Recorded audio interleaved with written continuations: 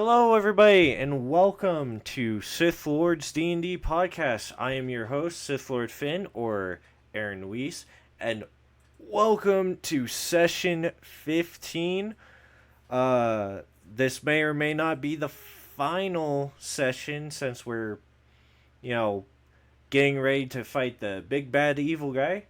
Um, I unfortunately do not have everybody here, but the ones that I do have uh, will do the final bit. So to start off, I will start with Max. Introduce yourself and your character. Hello, I'm Max. I play Eberhard Turnstead. Uh, yep, that's just about right. I'm Phantom. I play Tom. Sorcerer. Yeah. Good afternoon. My name is Draken Hunter. I play the character known as Asriel. All right, and that is our cast of characters for this session. Let's get started with the introduction to the session. After being separated and finding their way back together, they had no time for formalities as an evil small fry began an attack on the city, which ended in failure as the heroes prevailed and defeated the assault. You are all back at the Church of Solaris in the city of Tridendale, I think is what I said the city was named. Everything seems quiet, but tensions are high, especially after fighting their first wave of rune soldiers. Some of your followers and allies start to waver as fear sets in. Um, does anybody want to roll a charisma or religion check? I'm mainly asking Midal, but if anybody wants to help him with this and make a speech to your followers to try to help ease their mind, that will and impact your roll.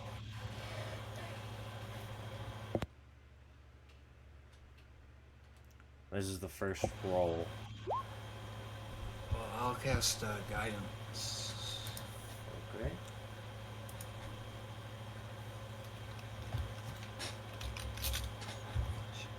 So you got a 18 Got it. on 1 second. 28. It's Guidance is also a 4, Okay. so 22. So 20. It's 18. Well, I think he got a 28 because he rolled twice. I think he has advantage stuff. Okay, I'm gonna have to open roll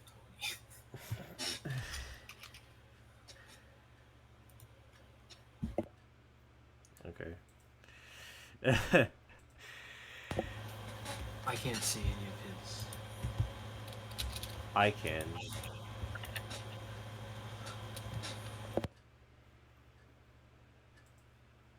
Probably because I'm the GM. You said roll a religion check. Yeah, either charisma or religion. It doesn't matter which one. Raj. To help ease people. 18. 18. Okay. Well, do you want to do a speech, Eberhard? By the way, you're still muted.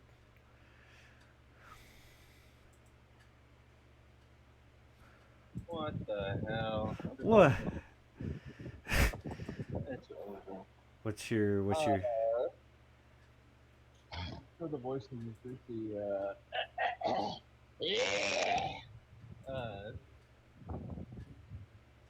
rally around, sons and daughters of Solari, for the fight has just begun.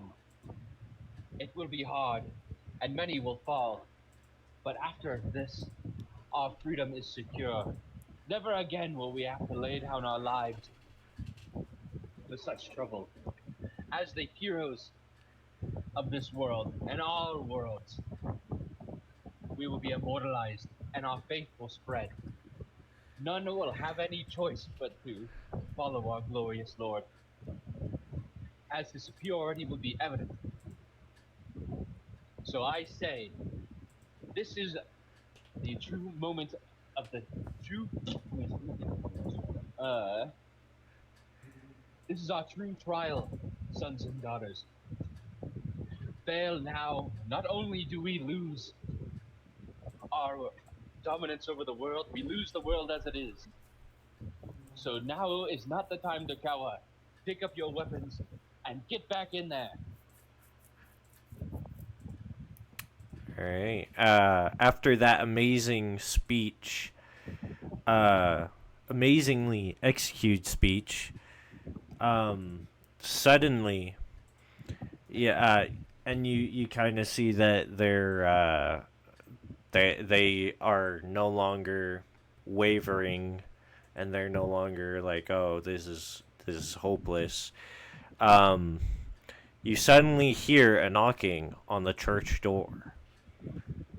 Does anybody go? Does anybody go to open the door? Okay, I answer the door. Okay. Can I roll a perception check first?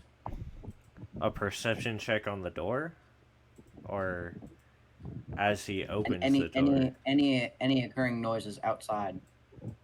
No, they're not. No. Um, a tall old man with orange hair stands outside the door. He looks like an elderly fire genocide.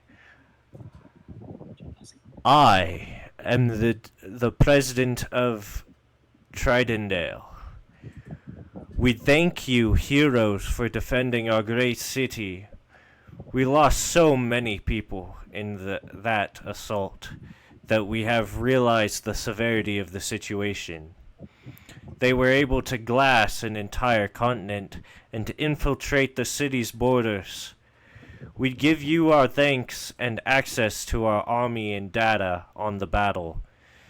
Maybe you can use it to your advantage in your search, or if or when they decide to attack again. We estimate 2 weeks will be the next attack, since you took out what looked to be a very powerful adversary. I will send you my generals to help with anything you need. Again, thank you, heroes. And he walks away. A very, very typical NPC encounter. He walks away. A decision needs to be made, and plans need to be formed. You have 2 weeks to prep or run. The choice is yours. Now, what are you guys doing? I That was believe the we whole. stand- That was the whole intro, by the way. Huh? So what are you guys doing? What are you guys doing? You guys gonna prep? You guys gonna get ready, or are you guys gonna leave? Yeah, Prep. I'd like to prep and strategize for the upcoming battle. the upcoming battle. We defeated the bastards once, we can do it again. We need to stand and fight. Yes, we do. Uh, so, anybody have any ideas on what we could do this time? Yes. I do have a general idea here. It it interlying with us three being our main forces of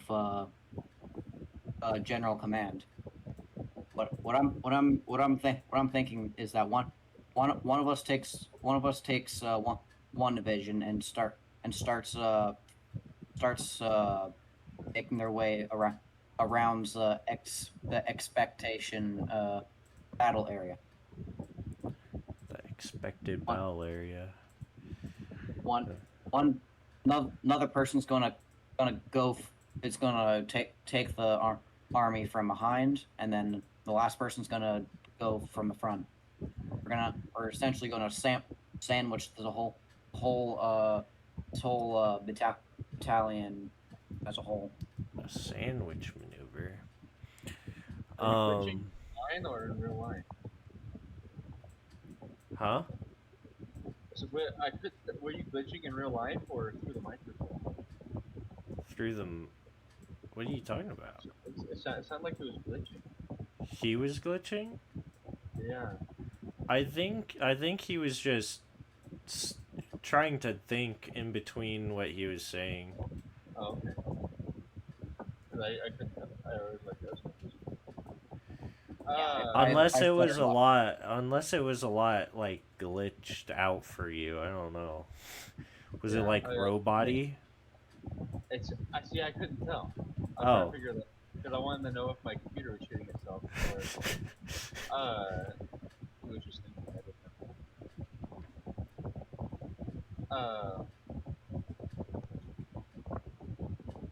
But Think- uh, Thinking about doing a sandwich maneuver. One attacks from the back, one attacks from the front. Like, so split do up we, your forces. we have an like expected area where we think they would land. Yeah. Is there an obvious landing area? I mean, Alright. you guys do know where the last group sort of popped into, but you don't know where this next wave is going to attack. Do we have a general idea of like where it would come down? Um, as you're thinking about that, the generals come in. They roll in, and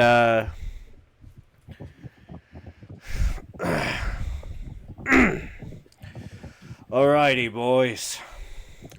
Here is all the information that you need to know. And he puts down a map of the city, and he points out the triangulation of the last wave. Uh, there were three places that they primarily attacked. One was near the church. Another was here, and he points to a general location, and then he's like, another was here. We suspect that this next wave will be in this triangle, and it's a pretty large area, um, pretty large triangular area. We suspect that the next attack will be here. Um, we should try to. We should expect them possibly to be in the middle of this triangle, which will be at the city's core. There's a lot to consider when when we're defending this area. First off, the city core powers the magical force field around the city. It keeps things out and keeps everybody safe, and it also hides the location of the continent to any other magical being, rendering it pretty much invisible to any outside magical threats. So we suspect they're going to go for the core and try to destroy it.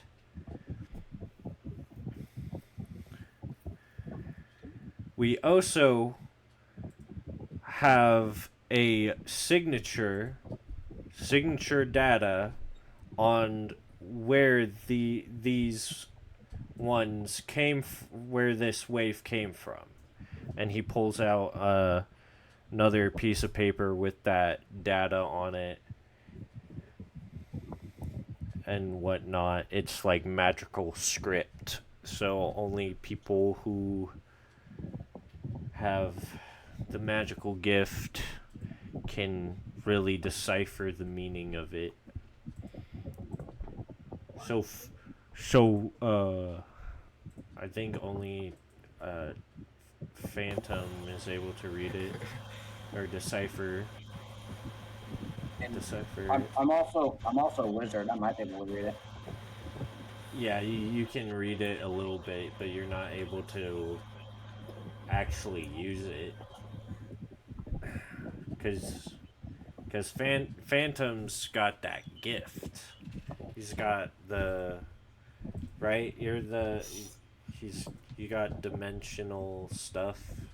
Yeah.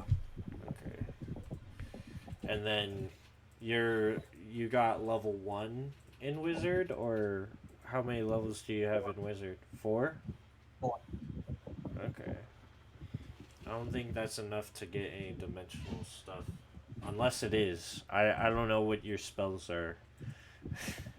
I didn't even get my first dimensional till 4th level spells. Okay. Well, fourth you don't get fourth level spells. You get access to third level, I think. Yeah. I think fifth is fourth level spells. I could be wrong. Anyway, uh So can I read this paper then? yeah. So what it I'll read it out loud for everybody.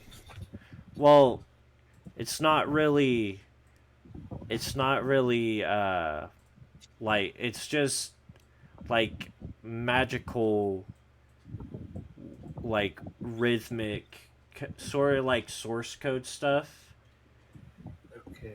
that it would basically allow you to open a portal to the source of Oh, them, of where they came from. okay. So I have the location of where they came from, Yeah, basically. yeah. Dimensional, so we can, instead of waiting for them to attack, just hot drop on them.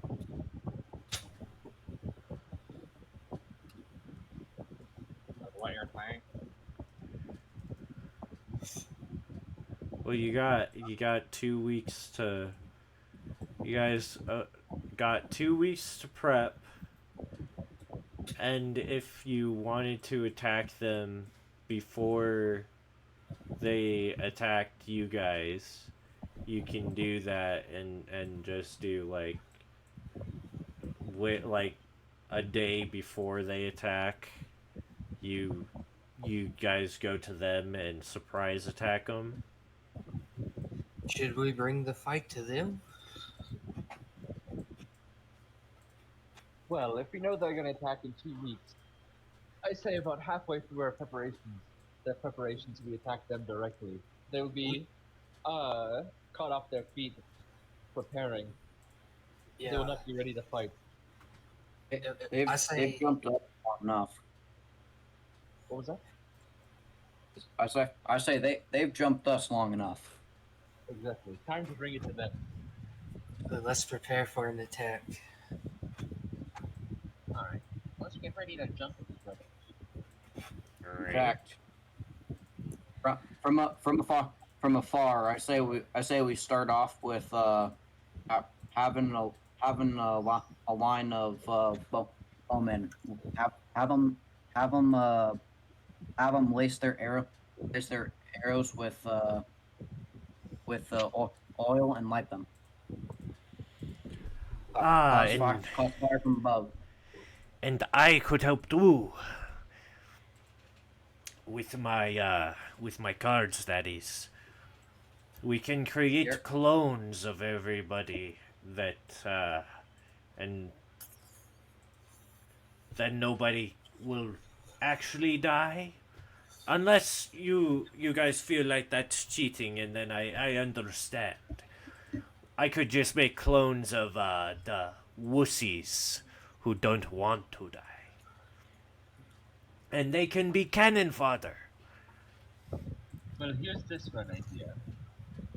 Uh, what if we, uh, instead of trying to make it a full-scale attack into that dimension, we do jump in and raid their supplies and let them attack us still. A small raid with a small band of people.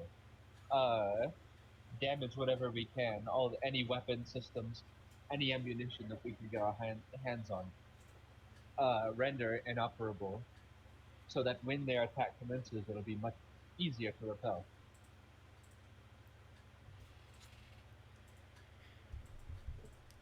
That could I work. like, What was that? I like the sound of that. Alright. That'll be the plan. In the meantime, he says to the generals, I want civilians. Doesn't matter what their job was before. I want the civilians conscripted. I want them digging trenches around the core. I want the neighborhoods surrounding. I want 3 layers of trenches. I want the neighborhood surrounding the trenches to be rigged with explosives, ready to blow. I want any obvious routes, as in large roads, through roads, littered with barricades and with explosives. It doesn't matter what was there before. It doesn't matter what businesses or what homes. This is a fight for survival. How about we have all the men dig all the trenches. Keep the children in a safe area. Only those over the age of 15 and will assist in this. And any women will be nurses on the sidelines. Sounds fair enough.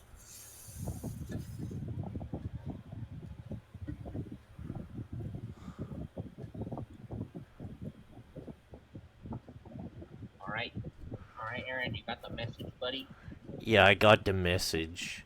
Are you guys wanting to bring in any more fighters before the big battle? Is that one of the things you guys want to do? I guess What's the name of the we'll cat take again? we'll just take a little bit of the soldiers with us and take a lot of like half of the church warriors. Okay. We can take all the church warriors, I guess. They die, it is what it is. Oh, whoa. Okay. Yeah. Hey, we all gotta make sacrifices. Yeah. Less than like 50 people on the raid. They're just jumping in, fucking shit up and dipping. Yeah. Alright. And quick pause here. So I don't mispronounce any of the characters' names here. It's Everhart and then Phantom, yours. Tom. Tom. Okay. Thank you. Let me write that down. What was your character's name again, Dragon? Azrael, Okay. the Angel of Death. Yeah. That's the way I remember it. Oh.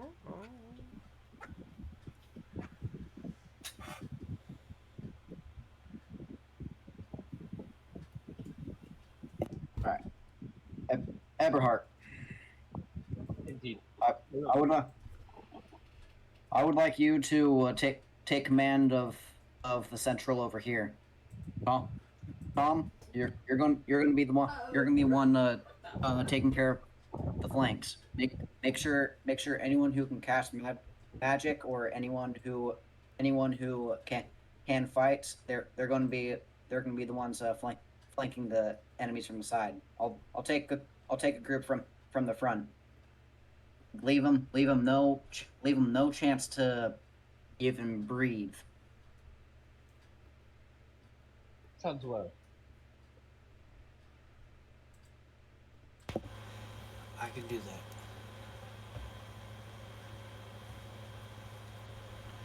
And Okay. then we have the cat. I can't remember your name. I apologize. Oh, you know me, small fry. Yes, Or thank you. or Wuss in Boots, whichever you prefer. Well then, Prefer. Mister Boots, I'm gonna ask you to try clone clone the three clone the three of us. Make sure make sure that you can get the details of us as pristine as possible. Make sure to clone any archers and mages that are going to be assisting us in this battle. Of course. I got you. And he pulls out a card. He pulls out his genie card, turns into a genie, and he starts making copies of everybody. Now, did you want these copies to be independent, or did you want them to be linked so you guys can control them? Or, I would like mine to be linked. alright? Preferably linked. We're gonna have to make sure that everyone here knows all about this, so that they alarm so that they will be at ease whenever they are going out. Okay. Alright. So did you guys want to move on to your assault on their weapons and stuff, their weapon cache? Yes. Yes, Let's please. raid the enemy. Okay. Let us go to,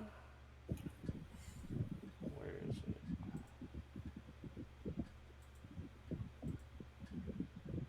Yeah, we'll do this one for the enemy raid. Oops.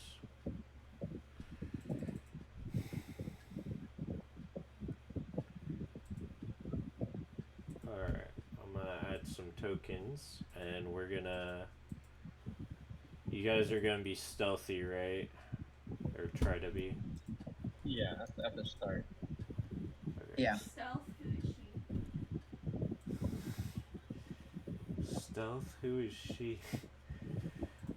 So as you open the portal to where these guys came from, um, I'm guessing you waited for night to do this? Yeah. Yes. Okay. So Kinda you are We on. wanted to do it in the middle of their preparation. Okay. So you guys are on the outskirts of what looks to be like a little desert. It's a desert, but it's snowing. So it's kind of like a snowy, sandy like area.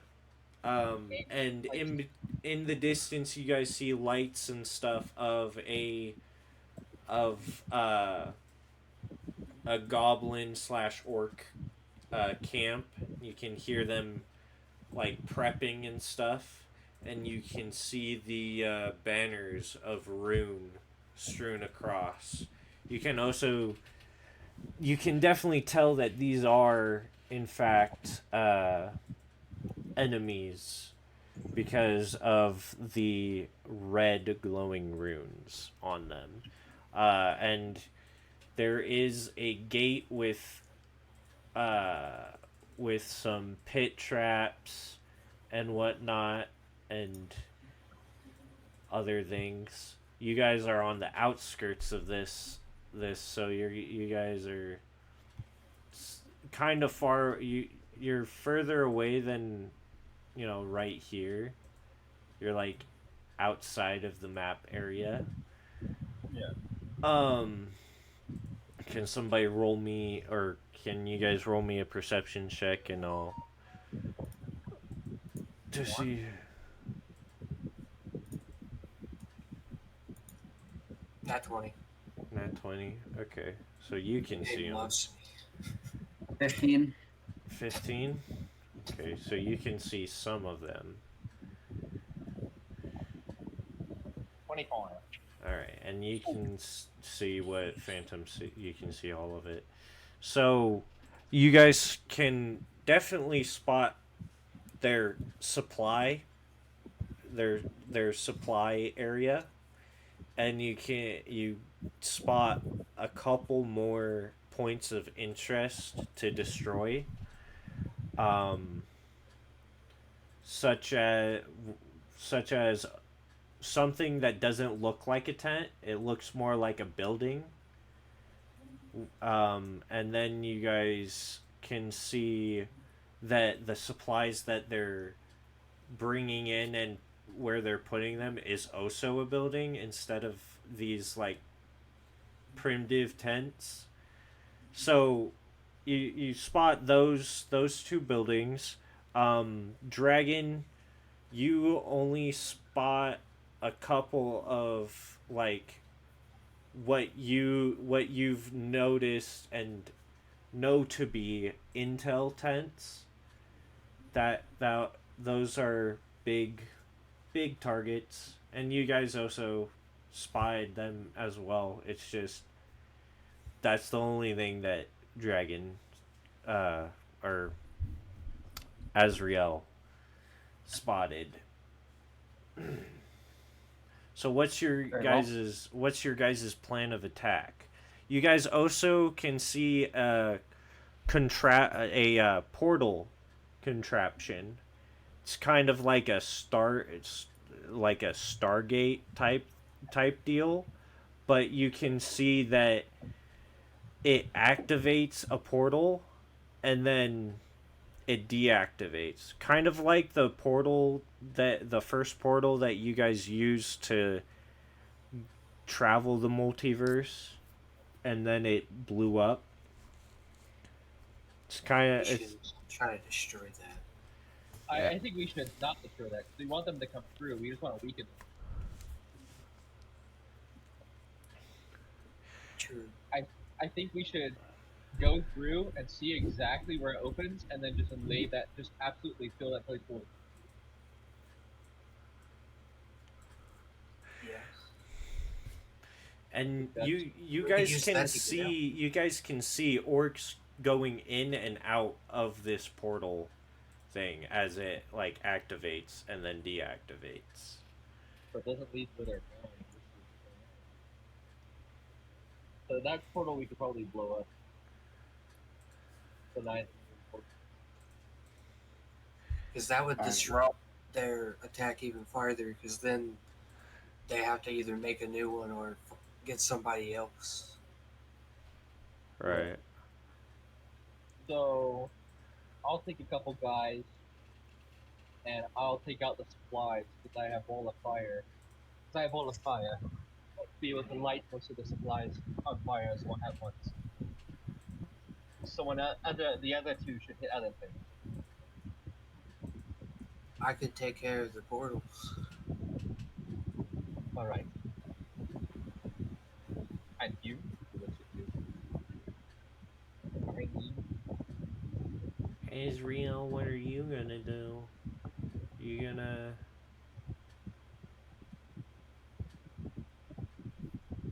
Okay. Go.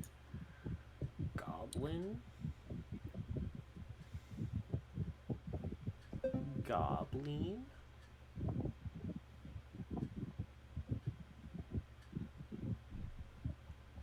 Goblin? Huh. Wait, where'd that one go? Damn. Okay.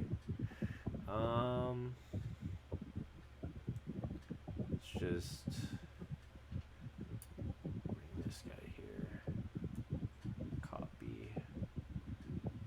And paste him. Paste. Paste. Pasty. Paste. You guys can see that the portal's over here, up on this ridge. That they're coming out, going in on this ridge.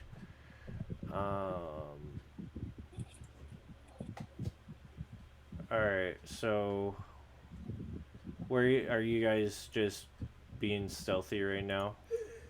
Yeah, sneaking up and then my firewall will be the signal.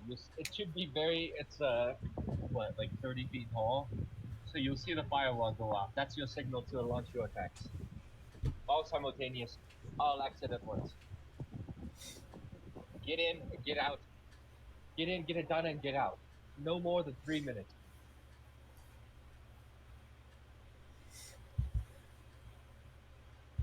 Very well. Sounds good. Well done. Best of luck. Move in the shadows if you have to. The shadows in the eminence. Yeah, okay. So, each one of you roll me some stealth checks. And to see if you guys get spotted, and I'll roll an opposing Plus 21. perception check. I got a 19. Use my ring.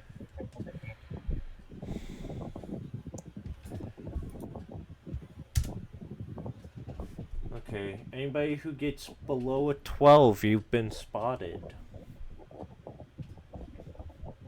Got 17. Okay. Alright, so did anybody roll below 12? No? Guess not. No? Okay. Alright, so you guys are successfully not spotted. So who's doing what? Phantom, you're trying to destroy the portal?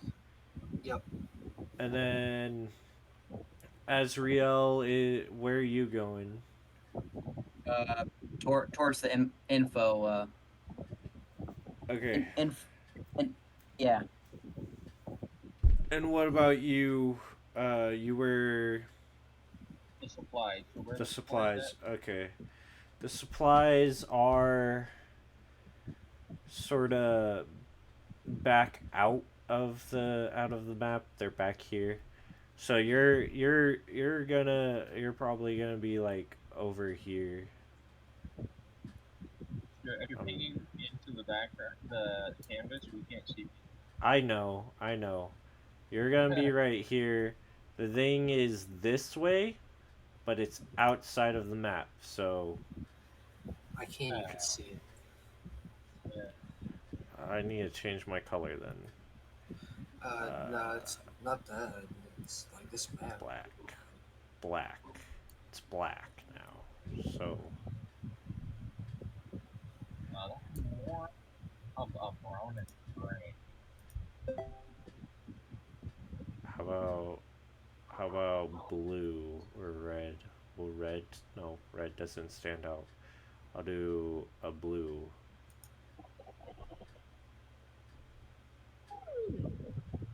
Do you guys see it now? I'm unable to see it, so Are you zoomed playing out? everything off of here.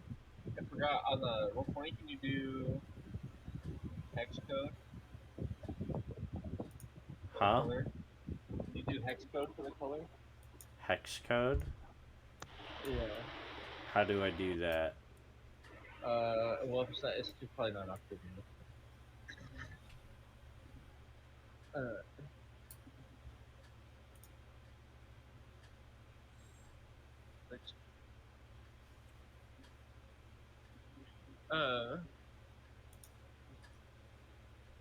Yeah, I think I don't really have an idea of what's going on, so I cast fireball on the supplies. Okay. You cast firebolt on the supplies. Wall of fire. Oh, wall of fire on the supplies. Okay. What are Yeah. you doing, Phantom, to destroy this thing? Can I do an Arcana check on it? Sure. See if I can use it to have it destroy itself. Sure. Go ahead.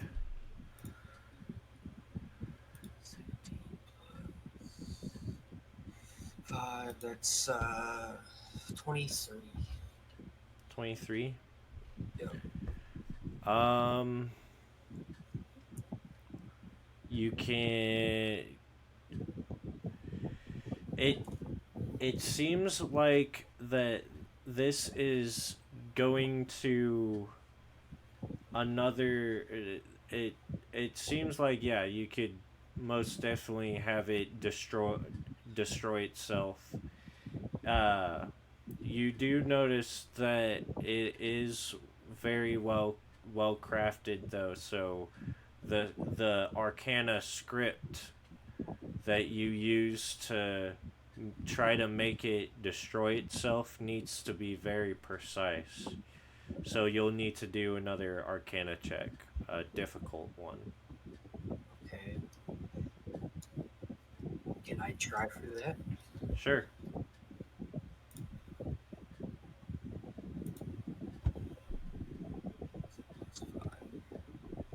I got an 18. 18. Yeah. Okay. Um. Yeah, you're able to. You're able to. You're able to write the script, and you place. You play where you place it on the portal. Yes. Okay. As you do, the portal begins to malfunction as one of the orcs try to go through it. It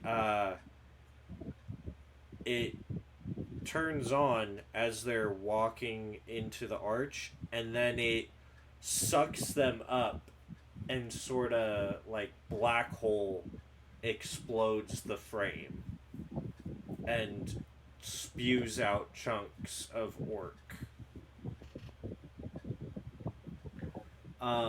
And with that and the destruction of, or and the firewall on the, how big's the firewall? Is uh 60 feet long, 20 feet high, and 1 foot thick. Yeah, people can see that, but it is successfully burning down the supply thing as goblins start running out of it on fire, out of the uh, they're like running out of it on fire, and then they just drop dead. But the rest of these guys are alerted to your presence. So, Phantom, you're up here. Can you see my ping? No. No? Maybe it's. What map is it for you? Oh, did I not switch you guys over? Oh, I didn't. That's why. That's why. You can't see the ping. There you go. I was starting to think. I was So like, wait, you're is he on a up. different? You're up here. You're up here. Uh, Max, you're over here. Where? Oh. Over here. And then, Dragon, you're over here. You were just about to try to enter into there. Where you said right? Yeah, you're where I said. So you're right What? here. So you guys are kind of spread out. Did you guys also have like guard people with you? Yeah, each had a couple. Okay. So I'll put those guys down for you Okay. where I think they have gone or they are.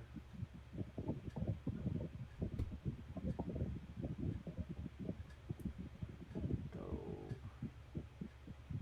We're gonna say this guy is right here with you. We're gonna say this guy is over here. Oh, where'd he go? Thought I put him down. This guy's over here. You're over here, Dragon, with this other one. Did you pick Uh, a? like I said, I won't be able to see the map, so Okay, that's fine. I'm I'll. playing everything by ear. All right, I got you. I'll put down a little guy for you. There you go. Thank you. Make you red. Why not? We'll make these Here, guys. Dragon, I can share my screen if you want to kind of be able to see. Oh shoot. Okay. We'll make him blue. That'd be awesome. Thank you. Oh boy, let's take a look here. You're right here. Damn. That's pretty cool. So you're right here. Yeah, this guy. I'm up here. There's Everhard. Okay. Whenever you guys are ready, you guys have the surprise round, I guess. And I am off the side there. Yeah, you're right here. Okay. I'll put another color so that they know that, so that I know that that's you. Raj. Thank you. Oh boy. All right. So what are you guys doing? They're alerted to you guys, but they don't know where you are just yet. So you Are guys there have any surprise. how flammable are these building tent things? Oh, very flammable. Very well. All right. Well, I'd like to cast Burning Hands then. Okay. On the tent, Yeah. roll roll damage real quick. Oh, let's see. I don't add anything to that, right? Or is it my? I think it's my Dex modifier. Look.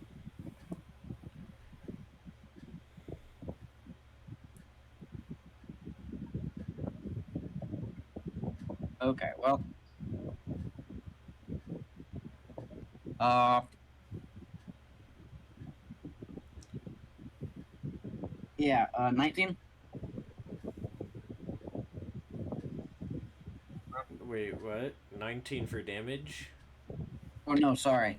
Sorry. Oh my goodness. You don't have to roll to try to hit the tent. Oh yeah. Uh, I apologize. I just need damage so that I know how much of it like burns up in flames. I cast Spirit Guardians to tell the little followers around me. So gather around, brothers.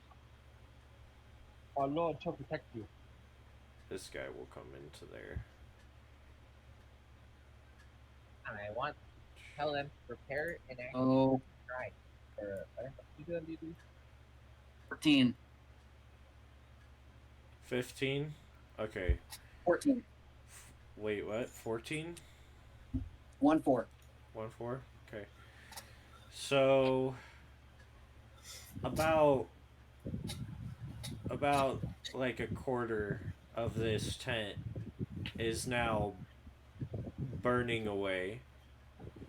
and more is gonna go. But some of the orcs and stuff that were in here start running out and dropping down dead, covered in fire.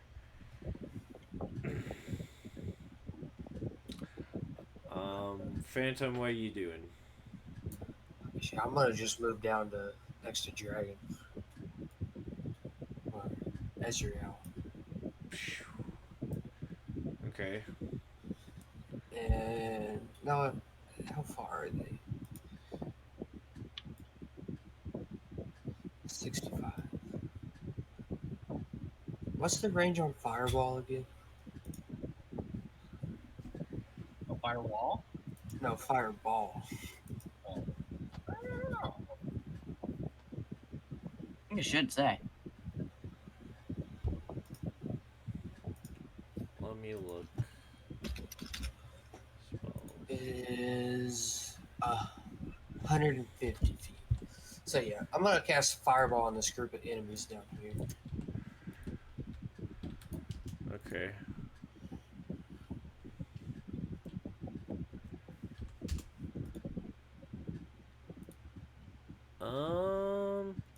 That's a 20-foot sphere. Yeah, so Where on this group or this is group. Let me ping it again, right here. okay. So that would hit these guys. They need to make a dex save. I'm gonna make a culminative dex save.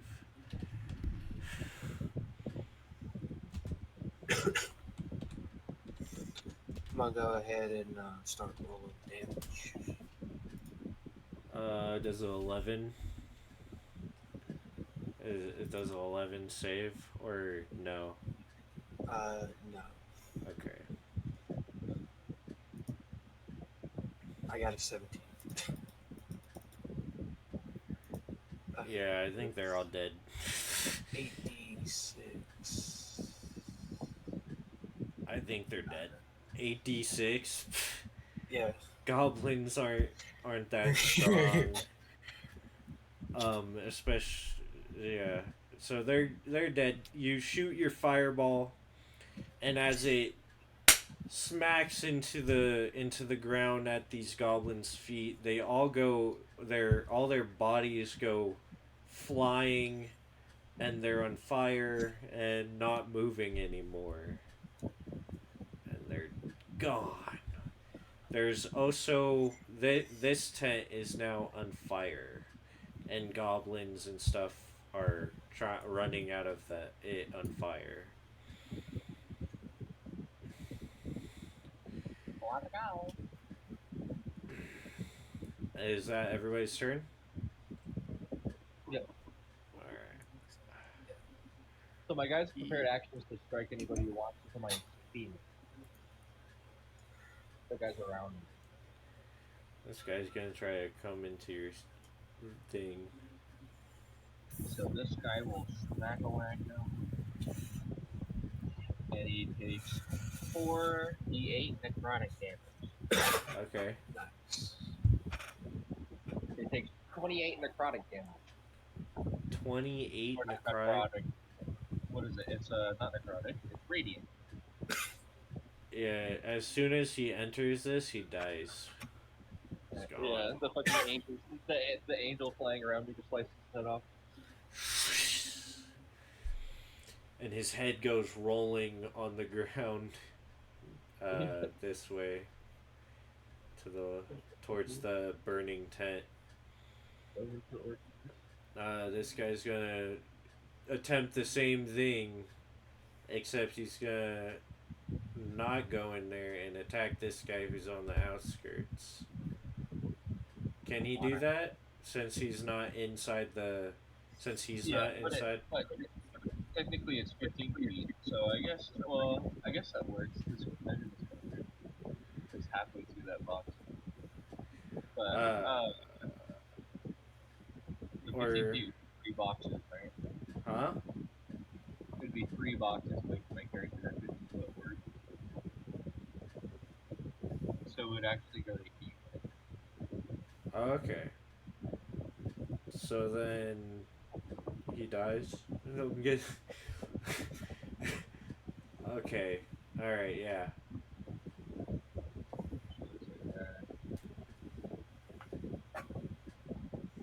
Okay. Yeah. He dies. I'm just. His head gets lopped off like the other guy. Never mind. And this guy's gonna try to go over here. This guy's gonna come over there. Um, this guy. This guy's gonna jump right here. And he's gonna. Does he have a line of sight on you? Probably not. Oh well. He's gonna shoot at you. At Eberhard. Okay.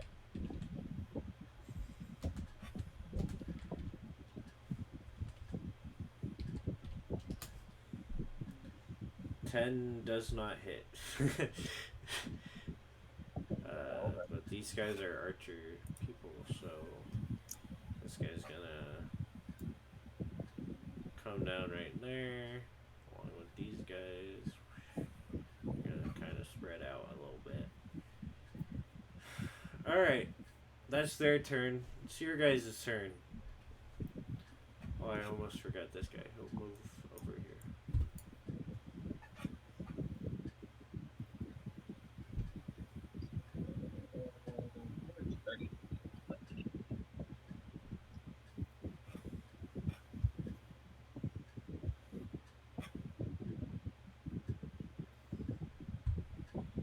I think your grid is correct. I think the grid isn't correct either. Like I can see that there's a grid under the grid. Oh yeah. So keep that in mind. There's a grid under the grid. I don't know how to make the actual grid a lot better. I think I gotta go into You changed it to black. aha.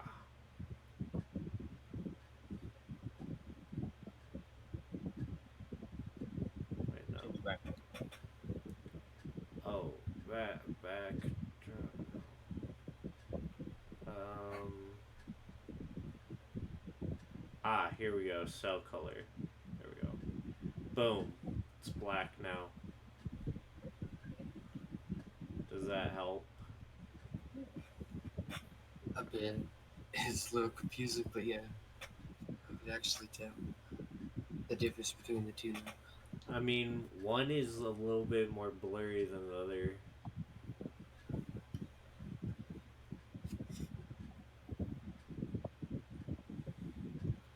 Alright. I tell my guys, stay here, take cover, take out this goblin. Got it. This guy goes running up to him and slashes his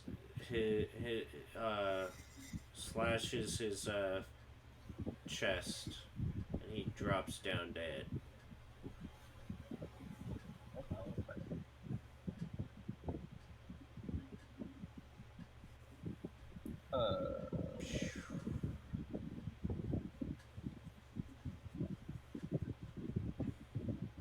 So now these three goblins need to take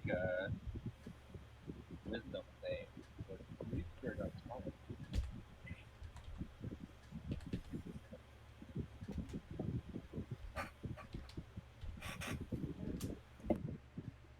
I don't think 6 works.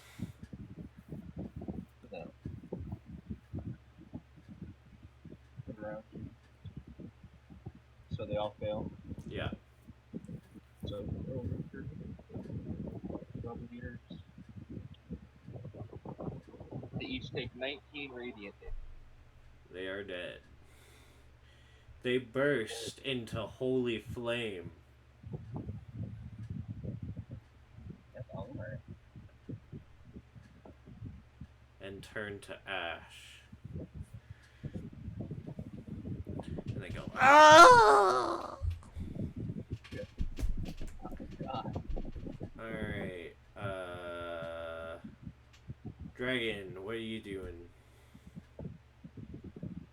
Well, from here, try to destroy as much of the tent as possible. Okay. I think by now the whole tent is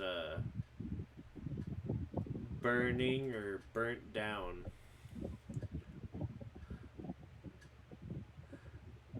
Raj. Alrighty. Well, where's the next group of enemies? There's From here. a orc below you, uh, as well as a goblin. Do they see me? Um, yes, they do. They see you. Ah, okay. Well, I would like to fry their brains using shocking grasp. Okay, so you need to go down to 5, I'm gonna be running right towards them, and I'm 15, gonna 20. shocking grasp. All right, roll. Is that a touch attack? Yeah. Okay, roll to see if you hit.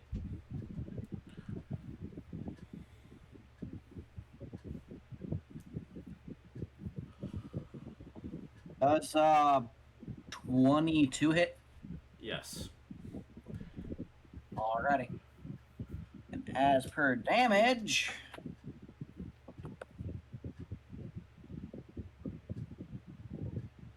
that's my d6s. That's my d4s. D10s.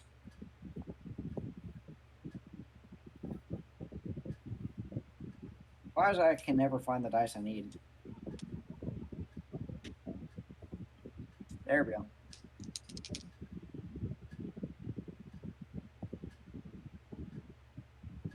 13 damage. I think that kills him. I don't know. Let me look.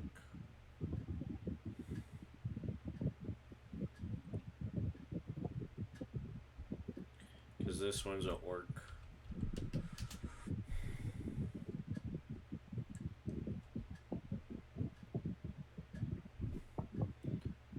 $13?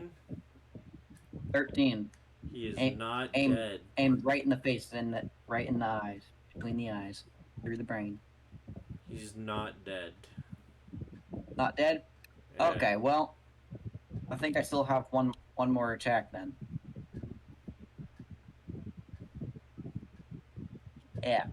If that attack can deal 2 damage, he dies. Oh, well, in that case, I'm gonna tell my allies to quickly back away as I cast a thunderclap. Okay. Does it deal a minimum of 2 damage?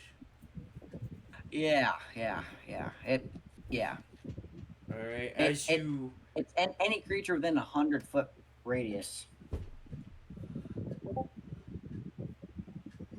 Essentially, you create a burst of thunder sound that can be heard up to 100 feet away. Each creature within range, other than you, must succeed a Constitution saving throw or take 1d6 thunder damage. Do they get pushed? Uh,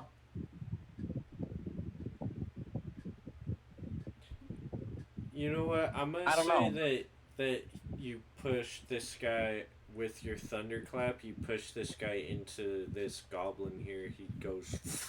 I think it causes deafening sounds, but I'm not sure. You kill both of these guys. Boom.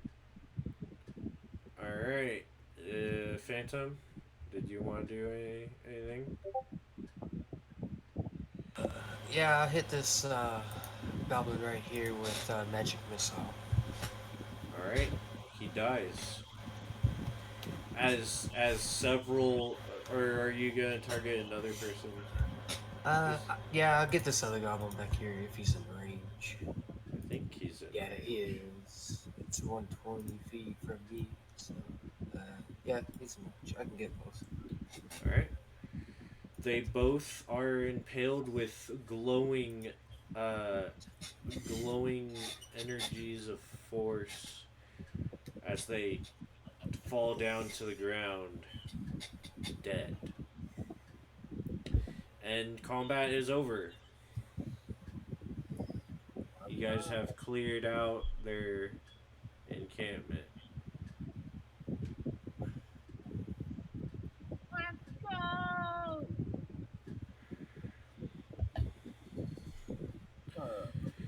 So you guys have destroyed a portal that you don't know where it went.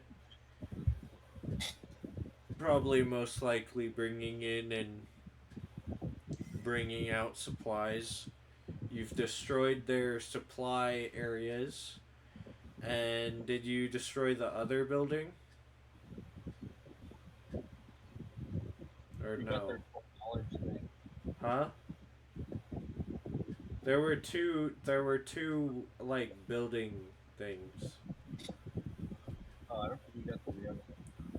I know we got the supplies. I don't know if Dragon wanted to burn down the information. He he burned down the information, yeah. They no longer have info. Did you say there's two storages or just one? There's one storage in another building that like fully like wood brick building. We should check and see what they have in there. Yeah. Could be useful to us. You guys opening the door? Yeah. Yeah. Okay. As you open up the door to this building, a shocking scene uh opens up before you as you see several humanoid creatures and non-humanoid creatures in what looks to be giant tanks of water suspended in this weird liquid. Uh, and it it looks like a bunch of people in like giant test tubes type things. They're they're all hooked up to stuff, and some of them you can even see that they're starting to take on features of the veneer, the interdimensional creatures you guys fought, the like space weird looking guys. um it seems that like who there was somebody here inside here like recently when you guys were doing like around the same time you guys were doing the battle stuff, but doesn't seem like they're here anymore. Like they fled.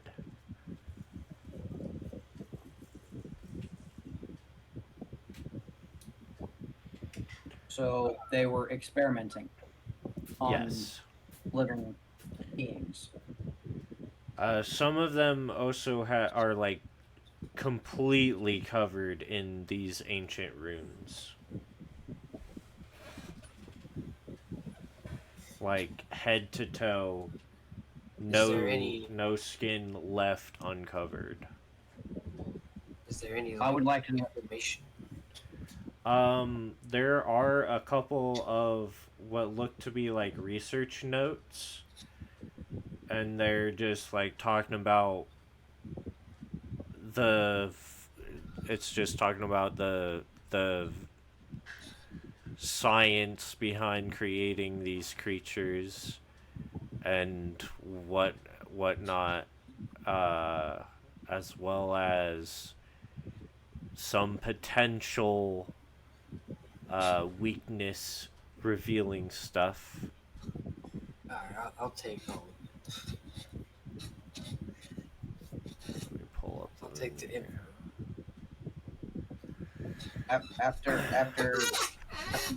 After we're done looting, I tell everyone to get out so I can destroy the thing here.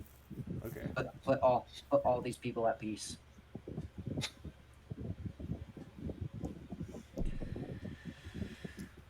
So you blow it up? Yeah. All right.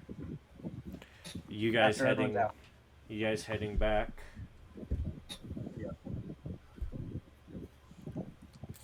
I lied. The vanilla one did be great. It's so very nummy.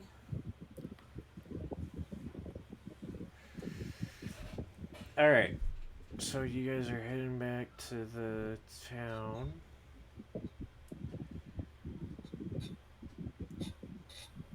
All right.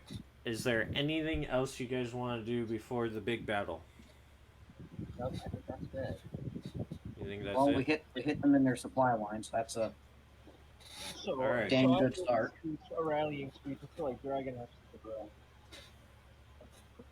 And then, Phantom will do the victory speech. Okay. I don't know if I could do the victory speech. You gotta try. I'll try, but I don't know how good it'd be. That's me speaking. It's a bit epic. Alright, Dragon, hit it. Okay. What's that?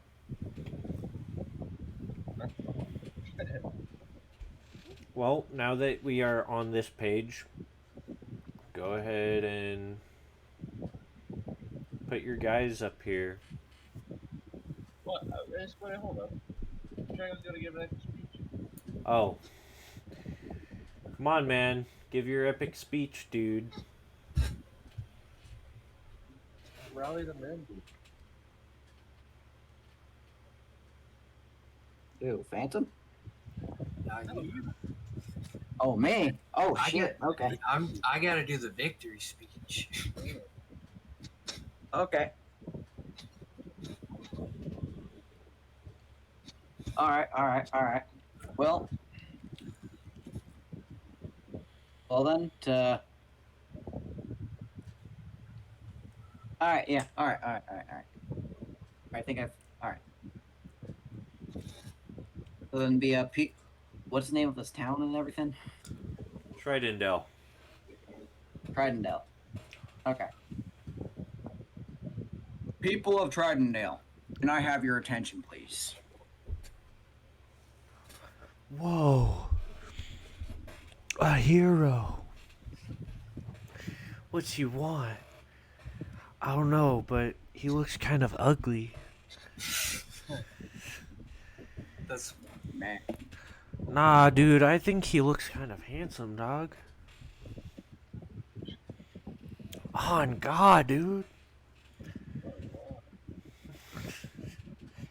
Today marks one of many battles.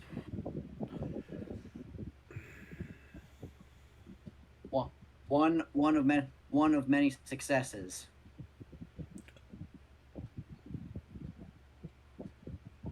It does not mean that the war is over.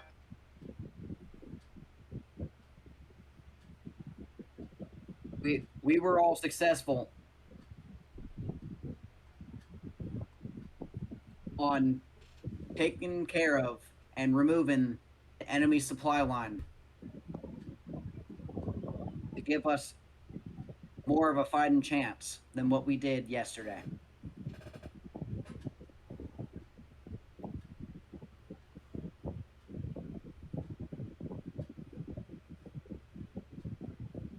Now, pass it to Tom. I'll be right back. Okay, I have written out the rest of my speech here. Okay. Shit.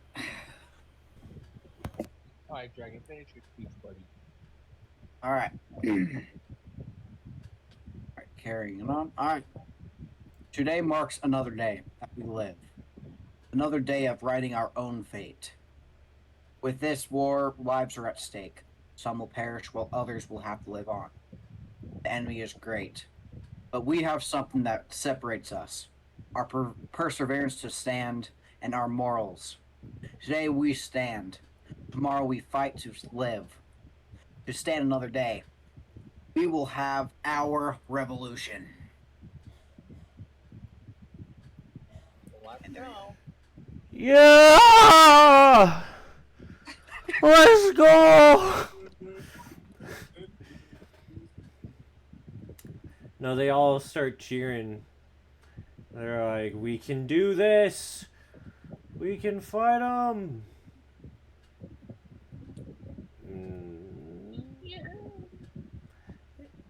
Yeah, one of them moans. Okay. You guys ready? Yep. As you all are centered around the core of Tyrendale,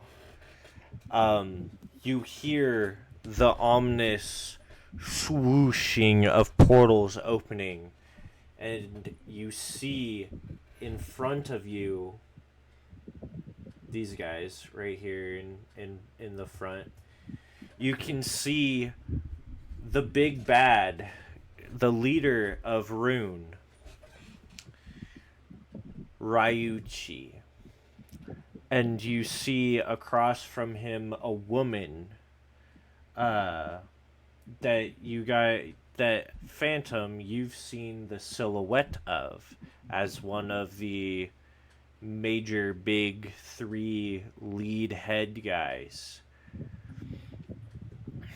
And then you see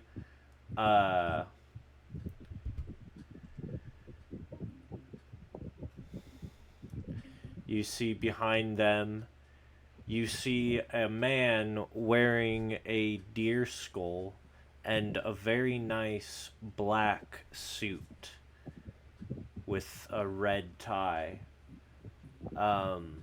You see what appears to be Corvo, dressed in all black, wielding a pistol, and among other things. You see a darkly cladded Midal Labius, and of course, you see a dirtied,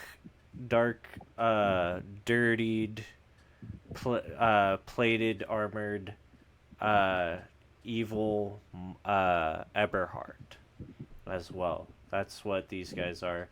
The one with the skull and crossbones is the lead man. This guy right here. The 2 in front are the leader guy and the woman. The 4 in the back are the other guys. You guys can also see what looks to be like a phase spider and a bunch of veneer. Well, not a bunch. There's 1, 2, 3, 4, 5 veneer. Some goblins, orcs, and 2 ogres. And the battle begins.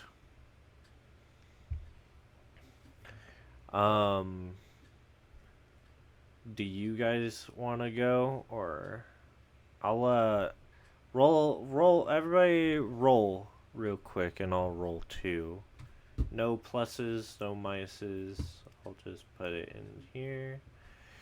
Just, general roll on a d20. Yeah, See 19. who.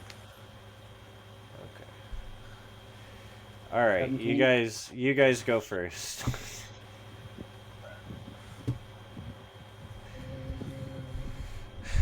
And some of your allies scream, "To battle!" And they all start charging in different areas. Oop, that not that guy. To battle! They start charging in.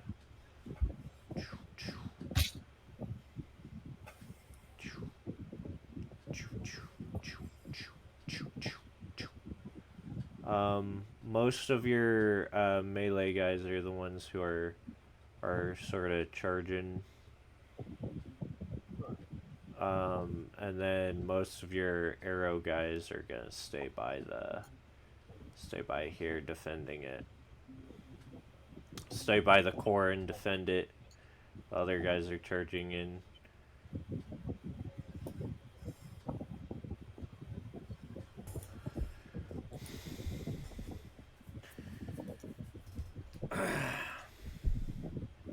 Alright, explain to me what you guys are doing right now. I'm gonna go ahead and cast Mana Armor on myself. Okay.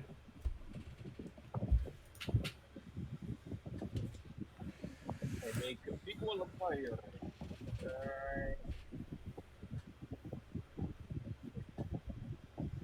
Okay. So we'll hit both those lasers.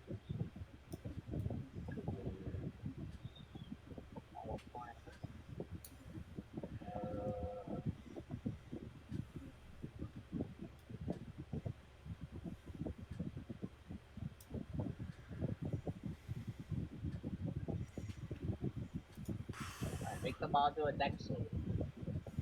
What? They So all make need they need Yeah. to all do a dex save? Okay. Oh, not that. Psh.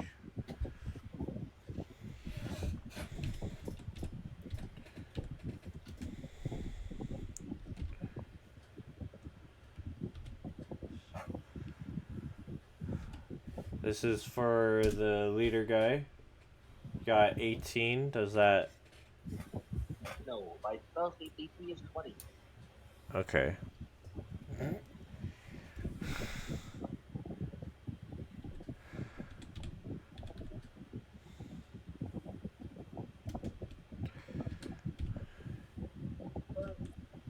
What's what's your dex, my doll?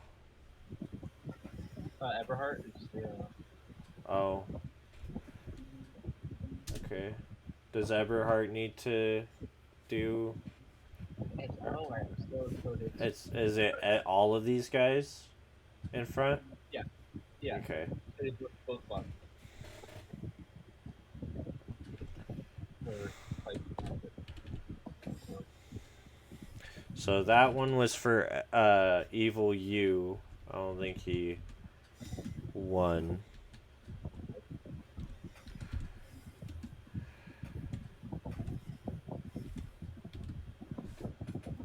Can't put this one on the spell.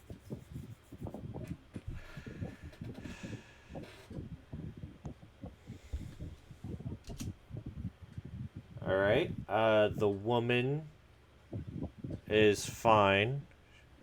She saved.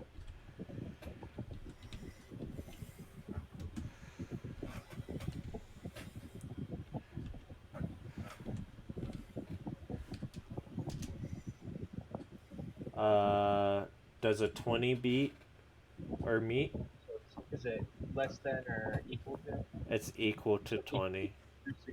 Yeah. Okay. So There's that one was this guy.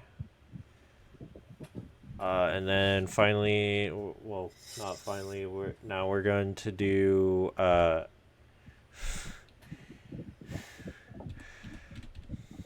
evil Midal.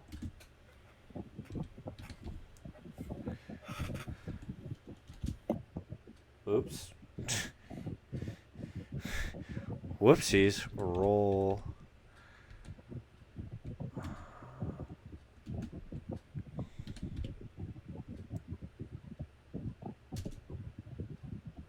So 15, he fails.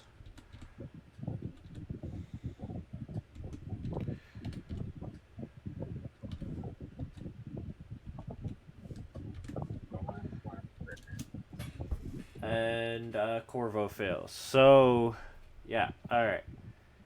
So the woman saves and this guy saves. They take half damage. Okay. Well, let me get on my calculator so that I can minus stuff. So regular take 30, others take 15. These two take 15. The rest will take 30. Okay.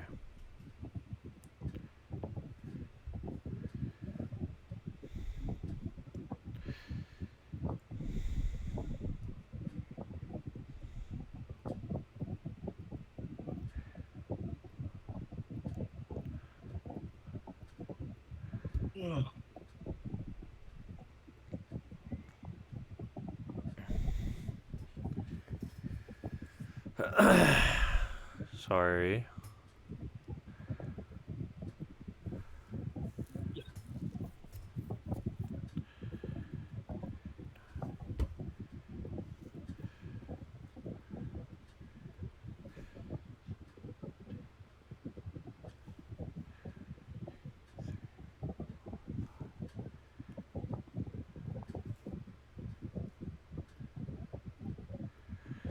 So, 30.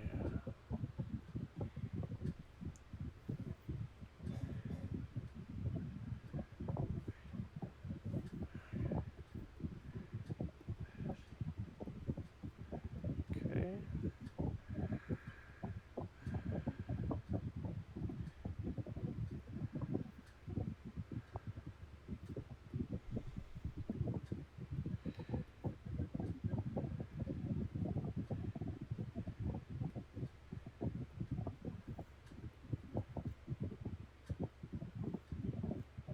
All right. It's your guys' turn. Or wait, is that it? I was gonna say I was gonna use Valet. Valet. What was that? Yeah.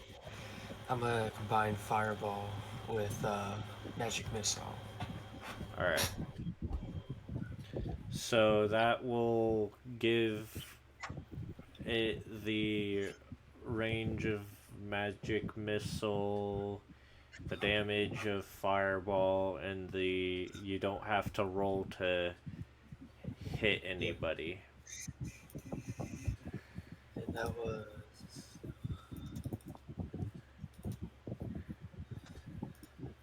5 attacks, and then so in total 18. 18 on who? Well, they act like fireballs. They all expand 10 feet. All right.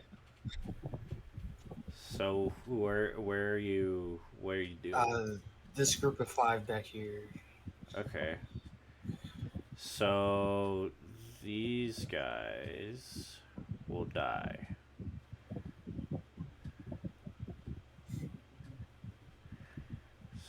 So you shot a couple of them, hitting them with the fireball, and they go down in flames.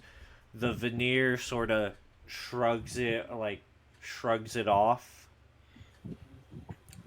but the other guys are kind of down for the count. Is that it? Yeah, for me, Uh, take Dragon. Yeah, Dragon, what are you doing?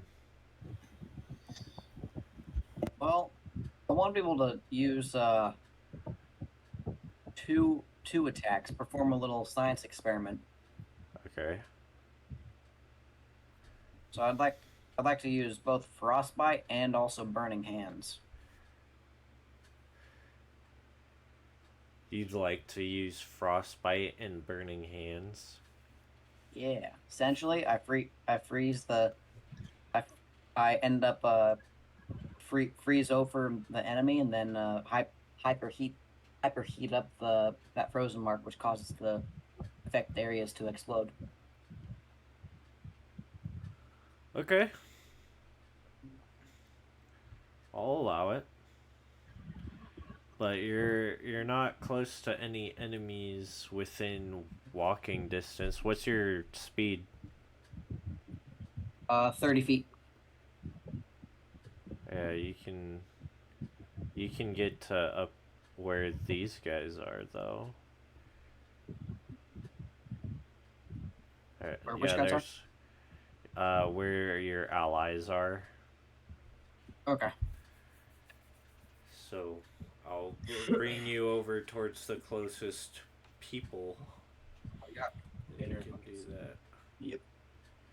Solid, solid. All right. Yeah. So basically, we're gonna perform a little science experiment.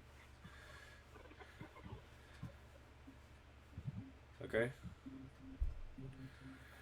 And You need me to well, roll for it? well, first off, you're not near any enemies. You're near allies.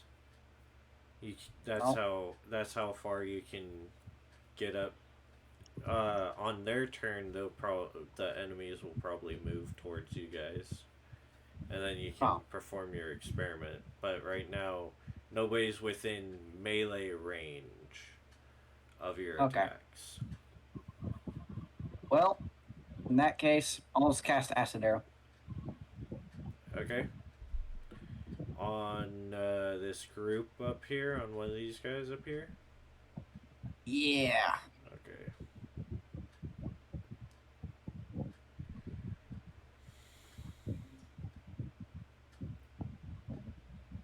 Does a 25 hit? Yes. Solid. Roll for damage.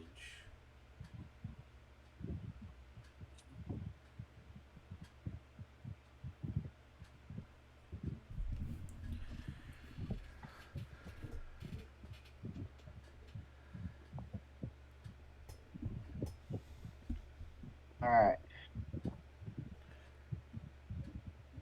10. 10. Okay. Yep, 10 damage of acid.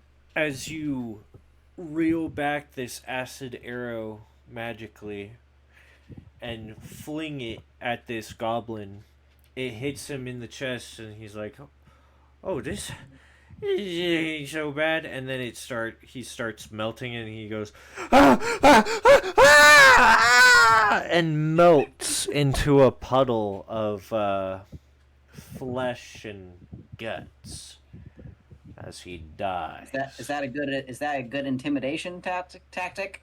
Roll intimidation. Cool. All right, cool. And maybe the other goblins will start running away. Maybe the other goblins that saw that. 19. 19. All right. These guys are scared. They start running. Oh wait, they're gonna start running on their turn, so they'll run away from. They'll try to run away from you.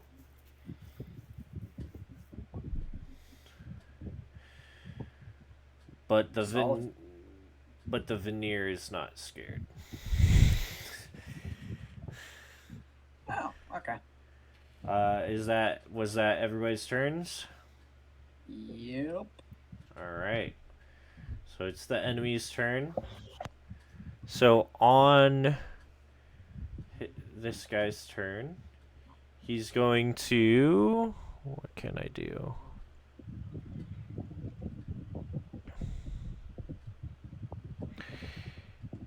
He's going to expend one of his arcane pull points to use Dispelling Strike, and he's going to swing at the firewall, dispelling it. So this firewall's gone.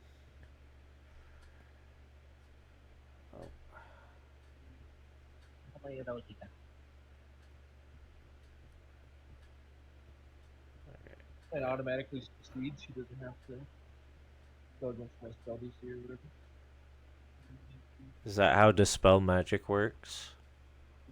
Because if that is, then he'll probably have to. I don't I don't know. Here, let me look. Let me look. Oh. Dispel. 10 plus his spell's level. So it's a 5th level spell. So it's a roll of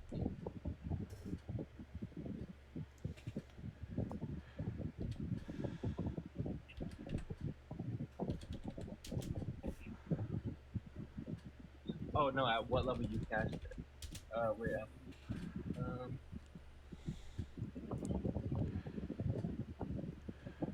ability check, spellcasting ability. Okay, yeah, so he has to do a roll, a spell attack. ODC equal to 10 plus the spell's level. On a successful check, the spell ends. Okay. D15.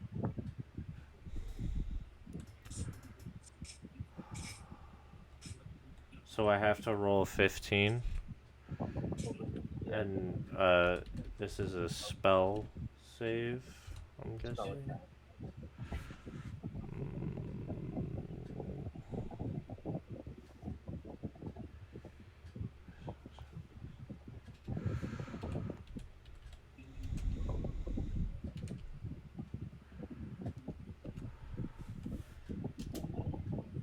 It ends.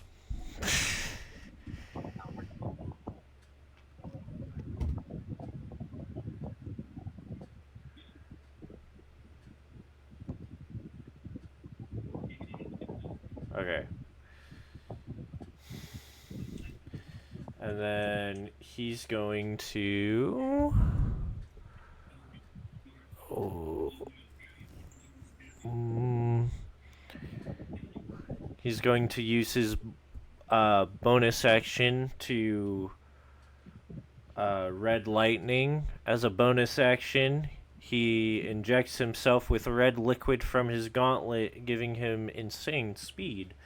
So he holds up his gauntlet and makes a fist, and you guys can see a vial of red liquid start injecting into his arm as red lightning surrounds him and then wraps around his flesh.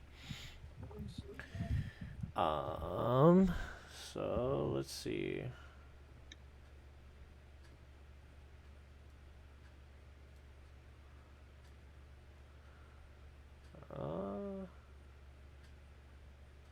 Okay.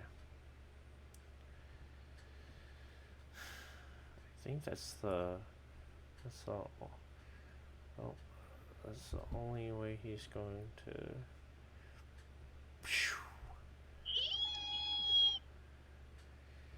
He's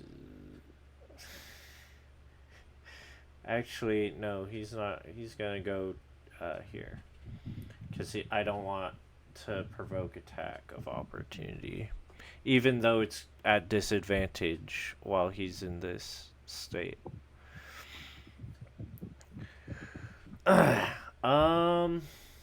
So he's going to multi-attack these guys, these two. So he's gonna make 2 clockward broadsword melee attacks. Hold on, how many turns, how many actions does this nigga got? He's got three actions, 2 legendary actions, and 1 mythic action.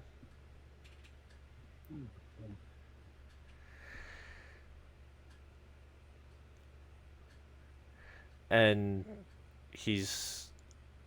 but since he's not gonna be he's not gonna be able to get to everybody, he's not. This is a very big place. Also, red lightning, it's only active until so it ends at his next turn, on his next turn. So how many of his like 5 actions is he losing? Huh? So He's how many just, actions is he losing? he only has 3 actions. Okay. He only has 1 bonus action. He has 2 legendary actions and 1 mythic action. And those don't his legendary actions come back, his mythic action does not. And after 3 times of red lightning, it starts hurting him. So, I'm gonna just do the, but it doesn't really matter if he can't hit anybody. So,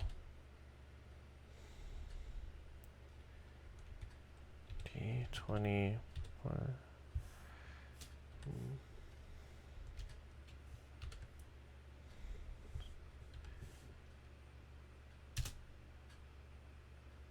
Okay.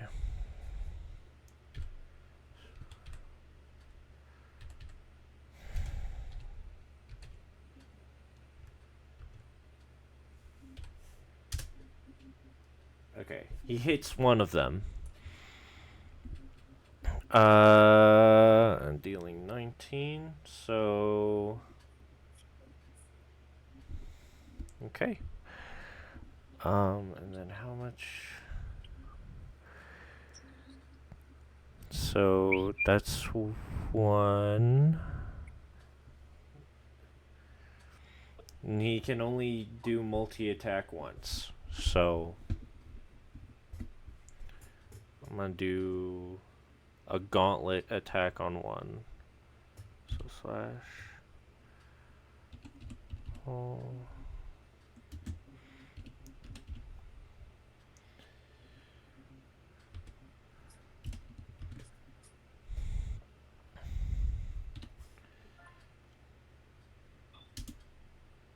Okay. Da-da-da. So he slashes. He as after he injects this stuff, he runs.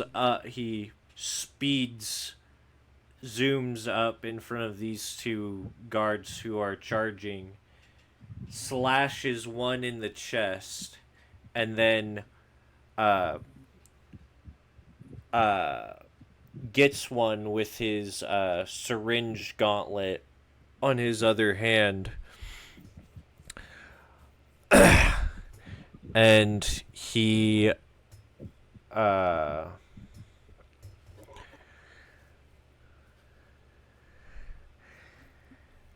it looks like he's siphoning their magical. For those who are arcanely adept, you guys can see the gauntlet glowing as it looks like it's siphoning this other guard's magical energy / life force.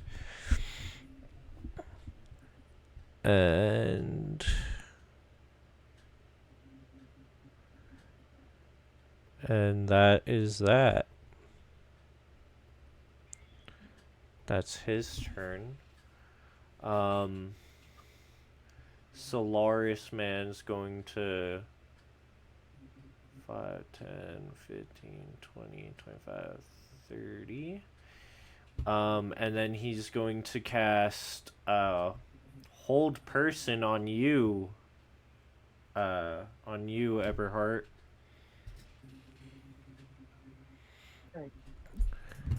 And his spell DC is the same as yours.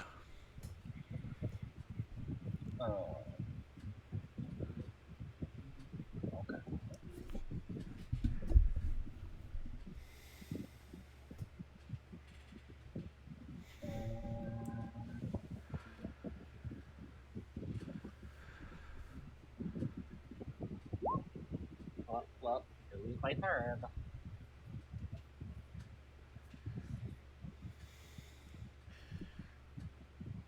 Okay. Sorry. 5, 10, 15, 20, 25, 30.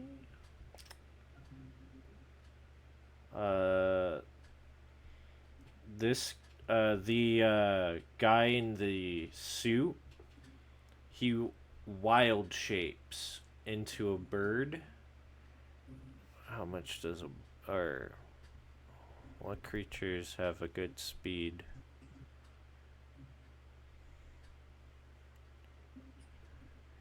You know what? Never mind. He's gonna Misty Step as a bonus action over to here.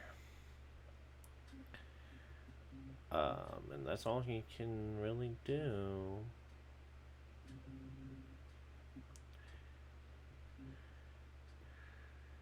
Well, he'll attack you, Midal, while you're. Is that a automatic hit because you can't move, or?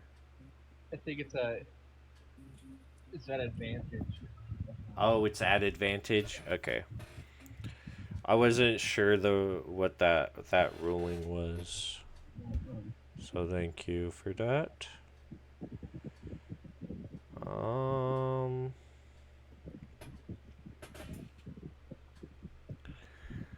Any attack that hits your crit. Okay. So what's your AC?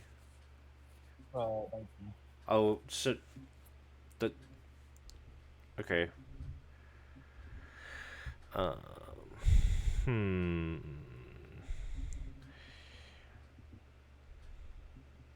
He whips out his scimitar and attacks you. He got a nat 20. That's nice. And he hits you for 9.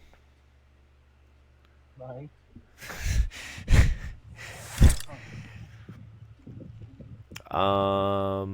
And since this is his packed weapon, he can attack again. So he's gonna do that. Does a 27 hit you? Yeah. And that's an automatic crit? Yeah. Okay.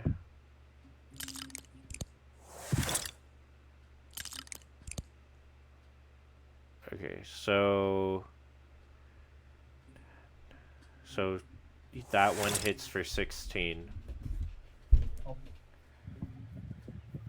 And that's his turn. So and then Corvo is going to become hidden. How do I hide him?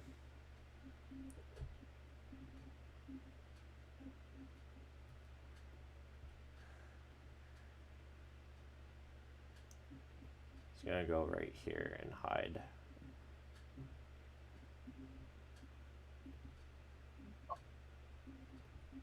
You know what? I'm gonna just copy him and then delete him off of there. And then I'll put him back wherever he pops up. And then this lady is just gonna go up to this ogre's gonna jump up onto here. These guys are going to advance. Oh, not all of these guys, just these guys. These guys are going to advance this way. These guys are going to advance down this way. This guy is going to... Oh, not that guy. This one's going to teleport right here in front of you, dragon. Alrighty. And he's going to... He's going to do a multi-attack. So he's going to attack you with a sword, bow, and then a spell. Oh. Yep. All right. Oh.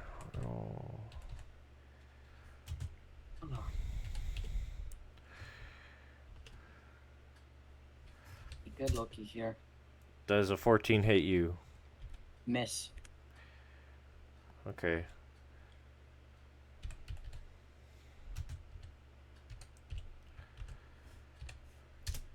Does an 18 hit you? Hit. Alright.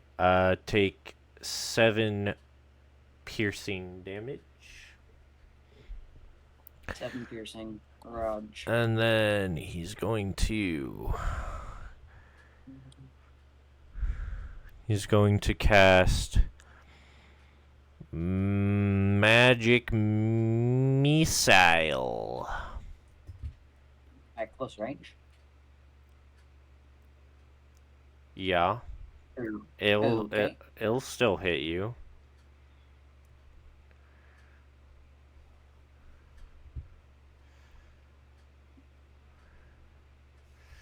Yeah. So, slash... roll...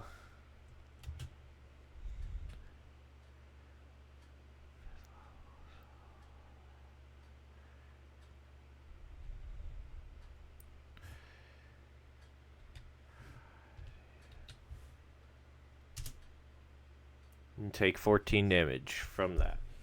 From the magic missile. As he shoots all these arrows of force at you.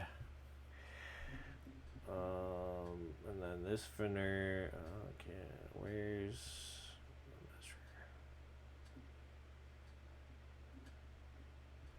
Okay. This one will also teleport here. This one will teleport right on top of this building here. This giant spider will go forward. This guy will go forward. And that's their... Oh, wait. You tell me what you guys are doing, because it's your turn now. As all the other enemies move up.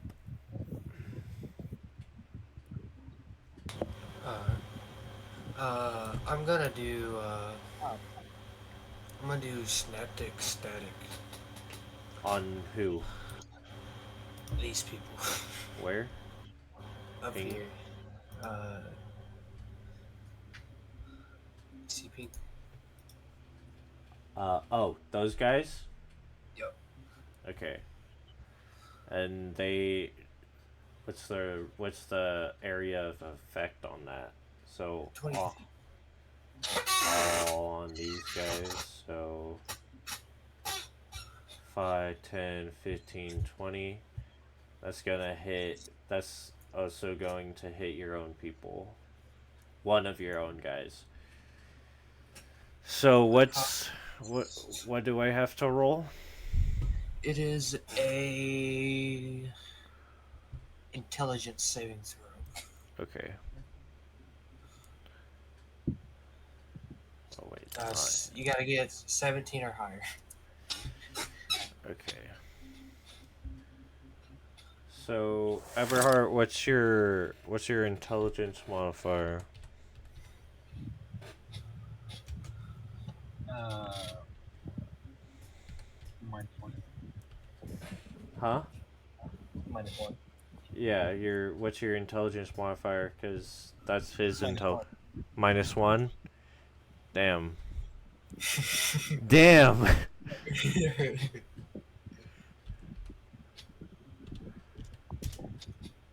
He got 1. He critically failed. So you are no longer held.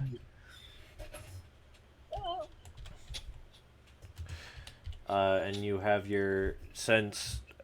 You have your action to do stuff.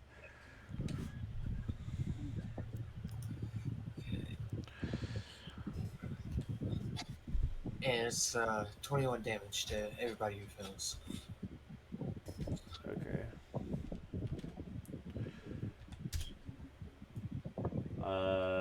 The leader is good.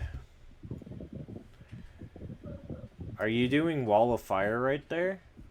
No, I'm doing 5th level Spirit Guardians. And they take half damage if they succeed.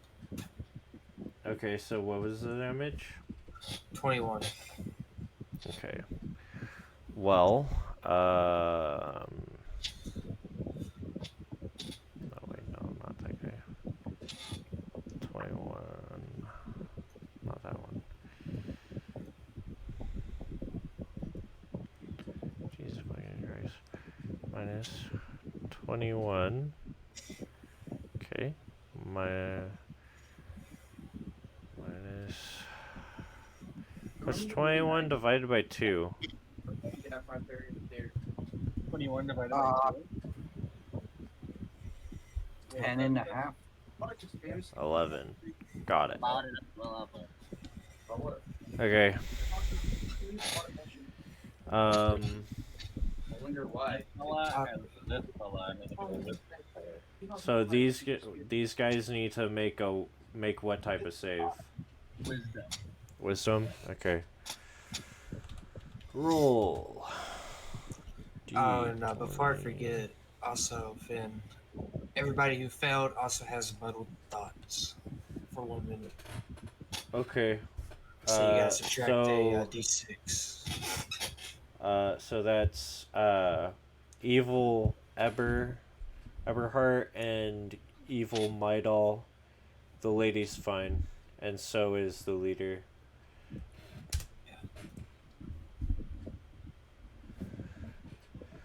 Okay. So what was the DC for Spirit Guardian? Yeah, Yeah. yeah, it was for Spirit Guardian. I said it's 20. Oh, okay. And it's a Dex save, right? No, Or it's Wisdom. Wisdom. Okay. Okay, so this guy saved. This guy did not. The leader did not save, but the deer guy did. Deer man saved. So those take half damage. So, Okay. wait, that's 70.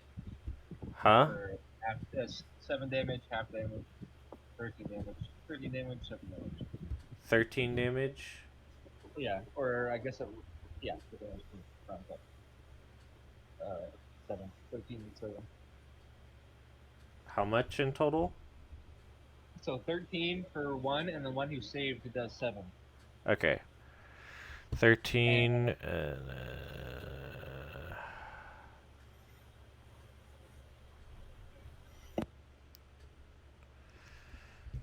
Okay. I guess for 25. All right. Dragon, what are you doing? Remember that science experiment I was talking about? Are you I gonna wanna do perform that? Are you gonna perform it on the veneer in front of you? Yeah. Yeah. Okay, why did it close out of my... Okay. Yeah, I'm performing on a near guy. Okay. So, frostbite and burning hands. Or, yeah. Okay.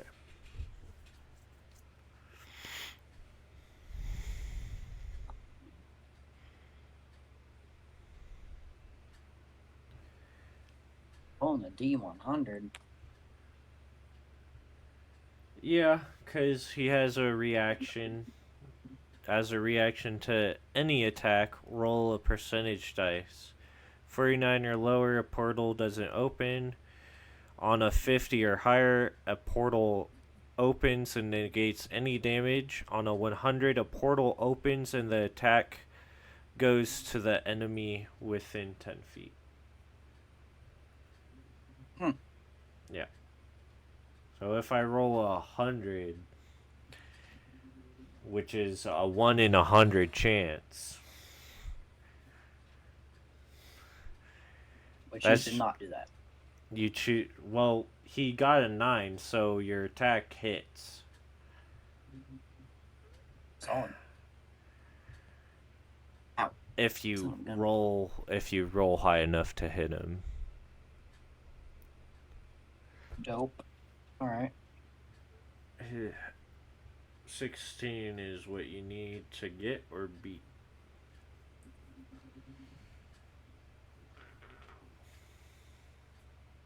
So, how was a nat 20 sound? Pretty fucking cool. Yeah. Nat 20. Performing my science experiment.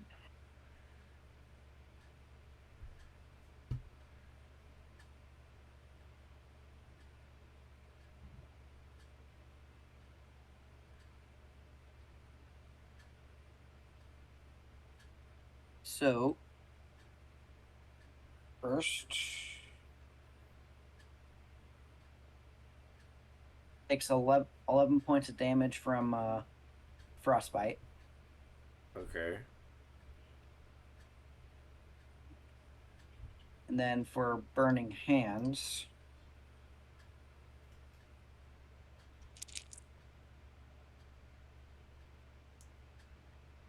we have 12. 12. Yeah. And then roll both of those again for the reaction of both of them. Roll. Oh, yeah, that's right.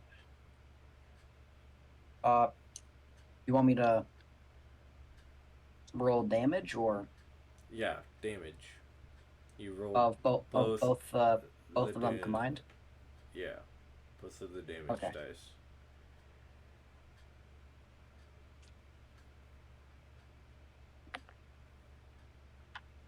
Oh, no.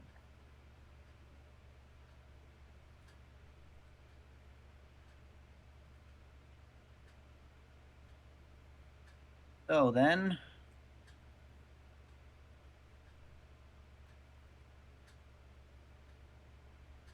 21.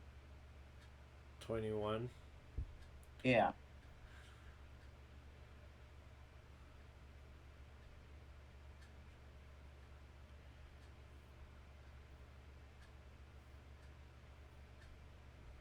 Okay, he's looking bloodied.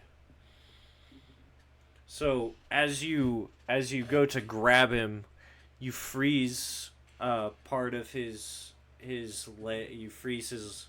What are you? What core central body part like torso? On the like limbs are you grabbing when you're doing this? Dominant arm. Dominant arm. Yeah. So right, left. Dominant arm. Okay, the one with his weapon in it. Yeah. Okay. So as you grab onto his arm with the weapon on it, you freeze it with frostbite, and then you heat it up with burning hands, and as you do that, it a little explosion happens, and his arm falls off. Take 11 points of damage from the blast because it happens instantaneously while you're still grasping his hand. Awesome. My experiment was successful. And he is now unarmed. And as his weapon drops to the ground, it morphs into a sphere, and it floats above the ground. Anybody else? Is that it? Is that your Yeah, I used mine. That's the best. dragon? That your turn? Yeah.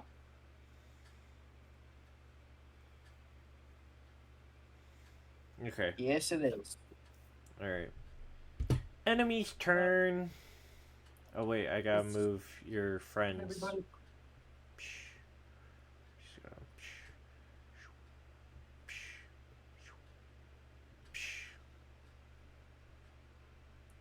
Sorry guys, I almost forgot about your allies. Moving your allies right now.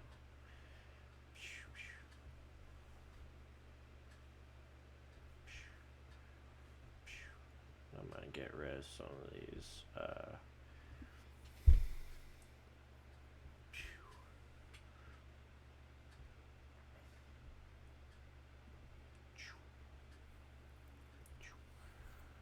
Okay. So it's the enemy's turn.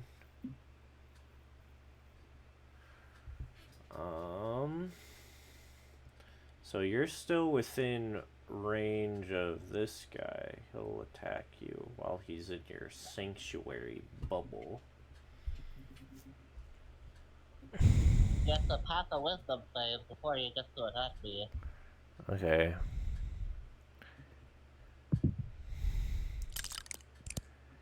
He got a 15. He failed.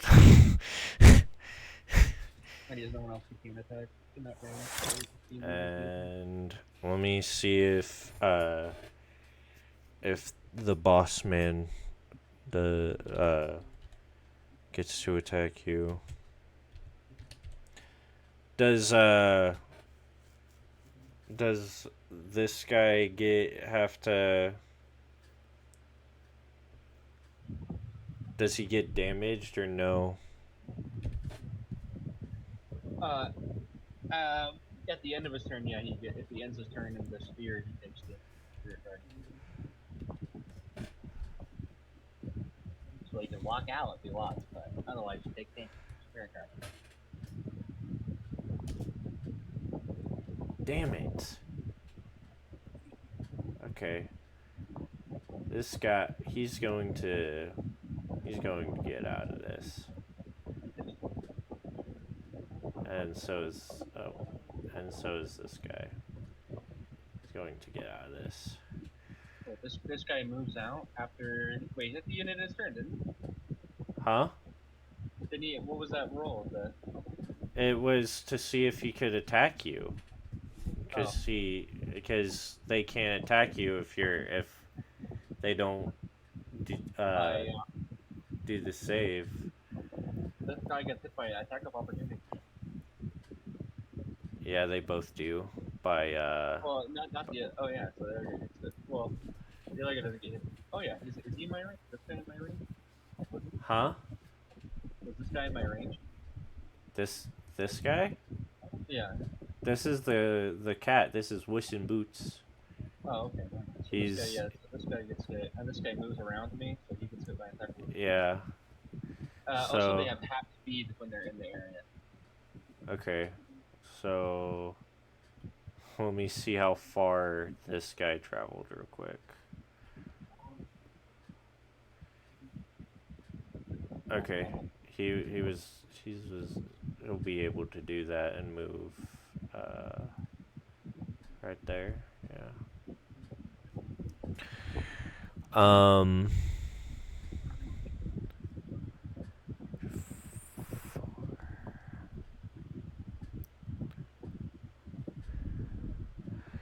So roll to hit this guy. 16. 16. I think that hits. Let me look. Yeah, that hits. So I guess he doesn't he's not able to get out of there. Yeah, very puts his speed to 0. Yeah. So it's all 8 damage, and then takes 24 from Spirit Weapon. And how much? 8? 8 from my attack, 24 from Spirit Weapon. Alright. Okay.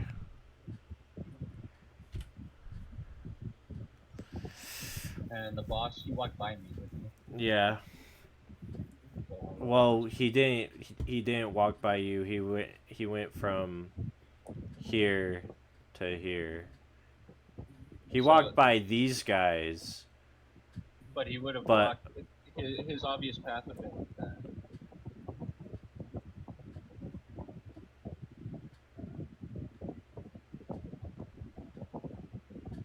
Alright. you okay? If you want to try to hit him, that's fine. Nah, that's fine. Go ahead. Roll. I'll allow it. Also a 16. No, doesn't hit him. Okay, so yeah, first guy takes 32 damage. Yeah, I damaged him. He's looking pretty bloodied.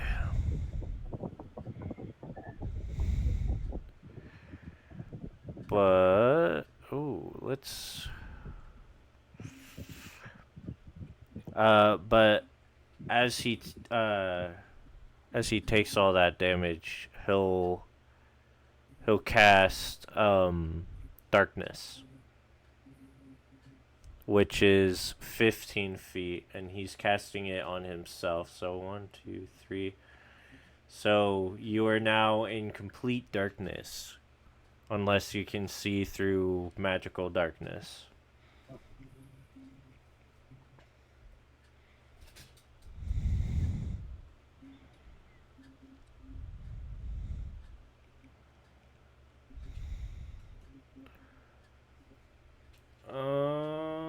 What do I want him to do, though?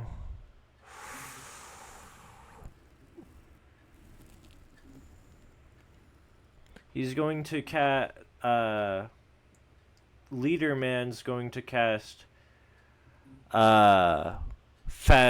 Phantasmal Killer on you.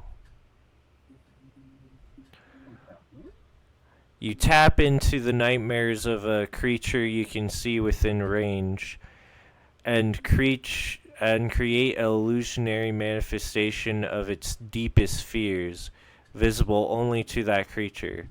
The target must make a wisdom saving throw. On a failed save, the target becomes frightened for the duration. At the end of each of the target's turns, before the spell ends, the target must succeed a wisdom saving throw or take 4d10 psychic damage. On a successful save, the spell ends.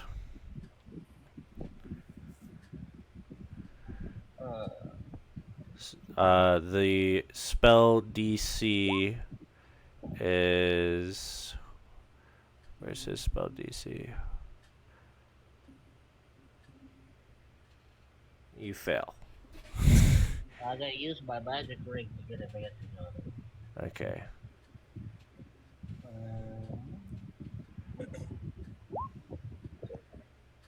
You fail. So you're right now you're just frightened. It's only when you continuously fail the save is when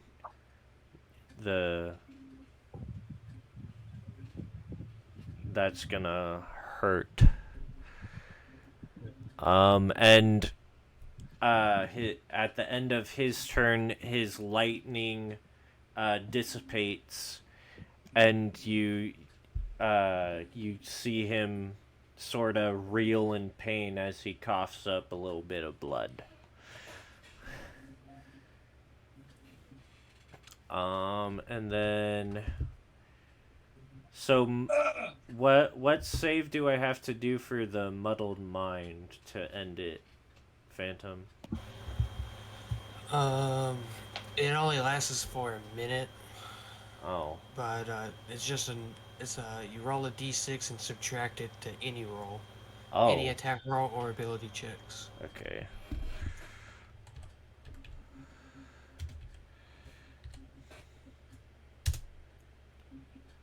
Oh, slash roll. It can make a saving throw at the end of each of its turns. So do I roll it or do you roll it? You. Okay. You can make a roll at the end of the turn though to try to break it. Okay.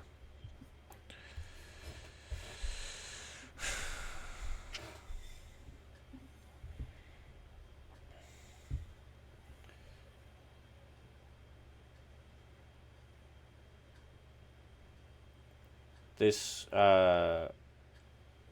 Might all comes over here and kills this guy. He's gone.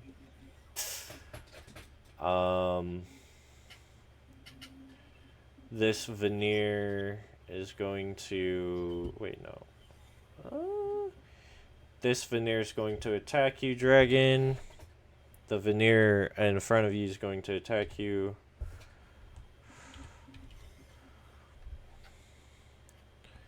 With a dimension slash.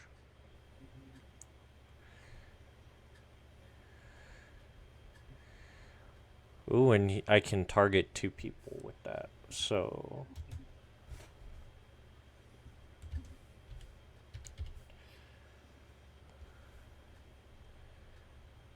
+6. I forgot how good looking Lemmy is. Does a 13 hit you? Who? Dragon? Dragon. What was that? 13, does that hit you? No. Okay. Well, then the other one will target you. Okay.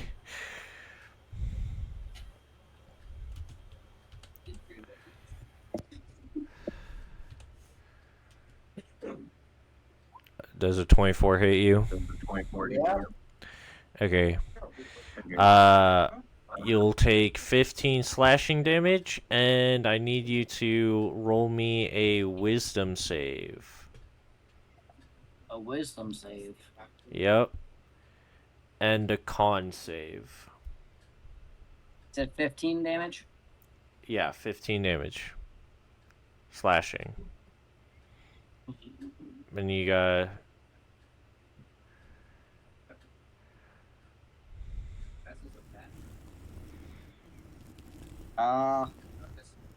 For wisdom, that would be 15. Okay. Not 15, 18, sorry. Okay. You're good. What about the con?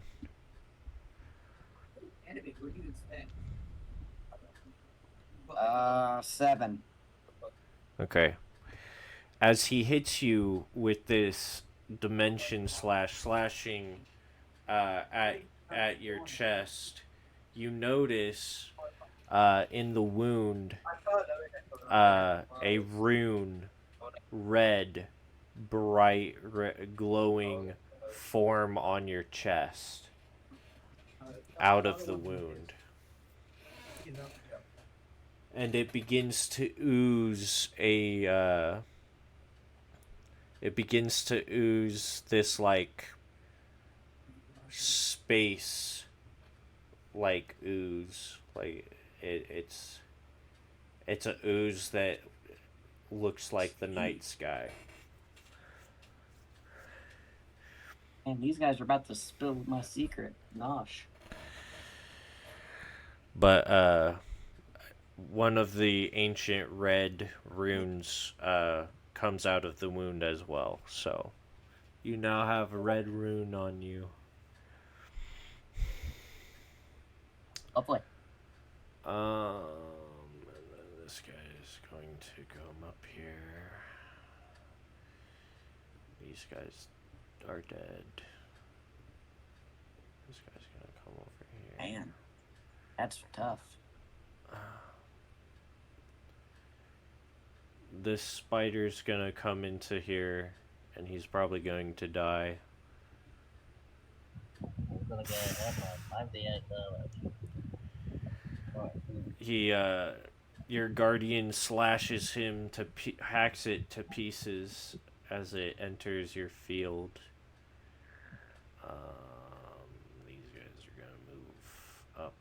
here. This guy's gonna move here. This guy will also move here.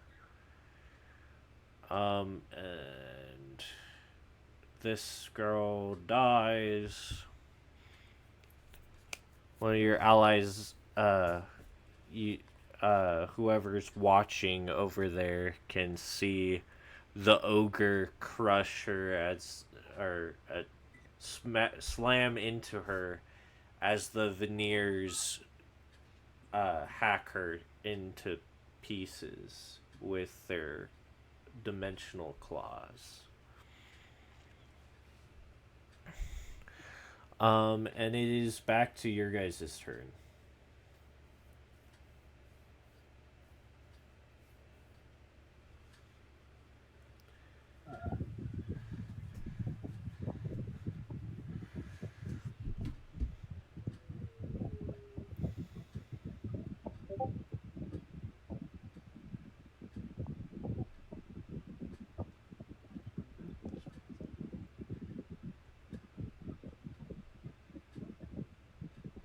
So move here.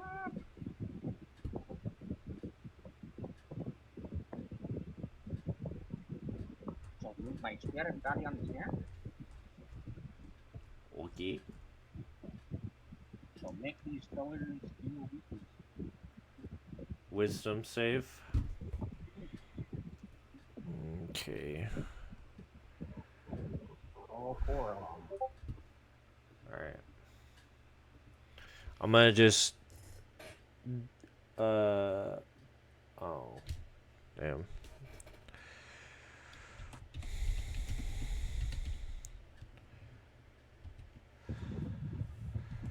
This is for the leader. I think that succeeds. And this will be for both the Nerns.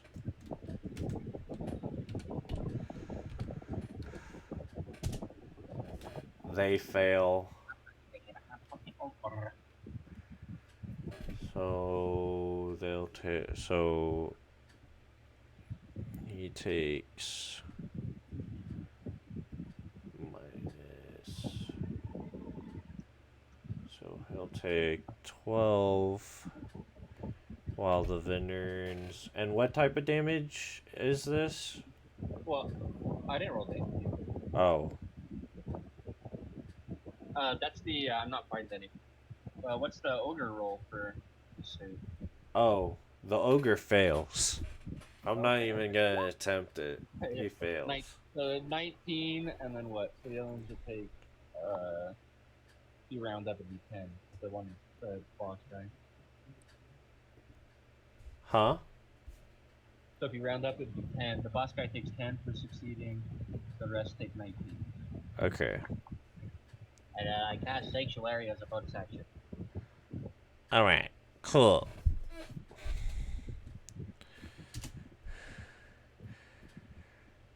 Need to look at ogre real quick to see if he just fucking dies. I'm pretty sure he does. Let's go!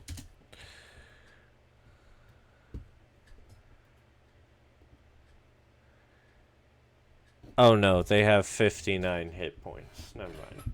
He's fine.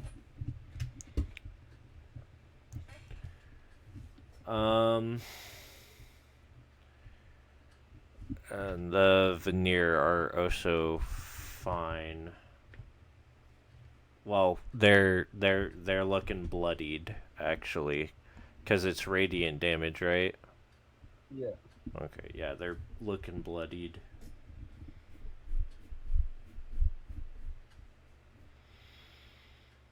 Okay, next person's turn. I'm gonna just hit this dude with my dimensional weapon. Okay.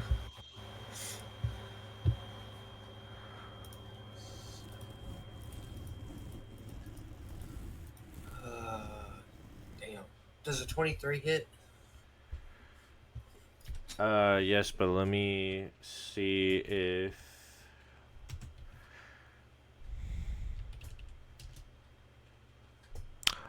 He actually he portals away.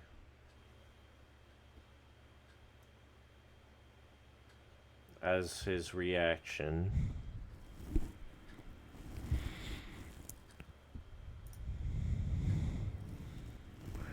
So he doesn't take any damage.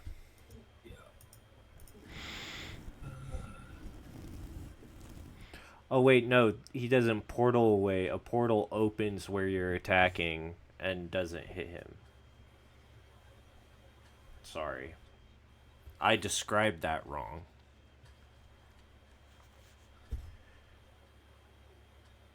But he no longer has a reaction. Yeah. Well, that's my turn. Dragon, it's your turn.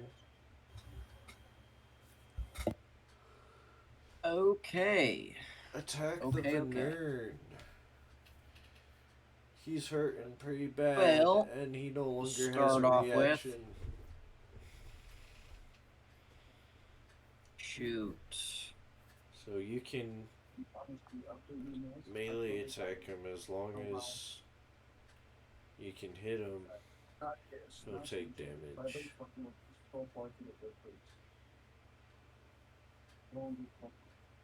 Well, I think I'm gonna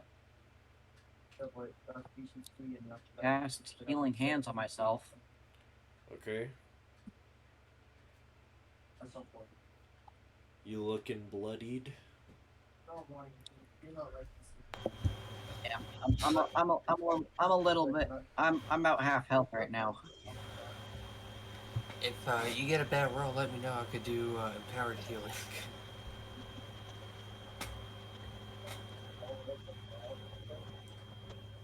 With Healing Hands, I just restore 10 points of damage. That's all. And then for the other one, I guess I'm just gonna take my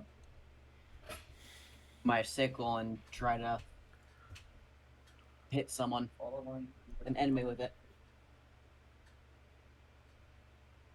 Okay.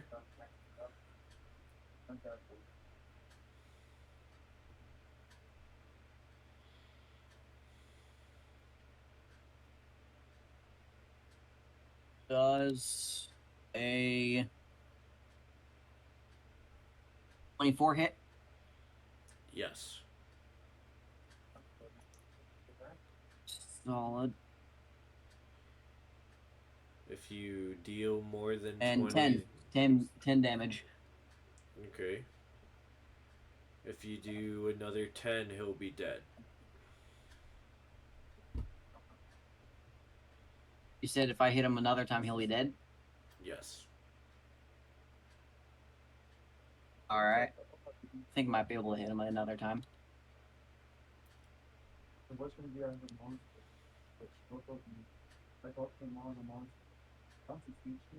Does a 19 hit? Yes. And as you hit him this second time, you cleave into his space-like body, but still very much a physical body, slicing his torso clean off his lower half, but like at a diagonal instead of like straight across the waist. It's like at a diagonal from his shoulder down.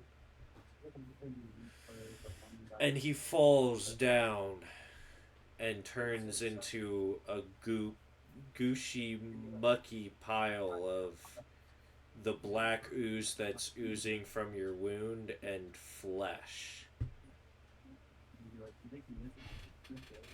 Oh. Oh my. Anybody else's turn, or is that everybody? I think it's just our allies now. Okay, let's do. I did so. A couple of your allies over to the uh, over down by the where the bottom of the battlefield. Southwest. Wait, is that southwest? I don't know. Southeast. Southeast. They killed a couple goblins. Then northwest. Right over here. They killed one goblin. And then down south, they killed a group of goblins. And now Small Fry is going to attack the big bad guy. And he pulls out his deck of cards, like shuffles, does like a big shuffle thing, and it creates a giant golden sword as he slashes at the leader, and he definitely hits, dealing some damage.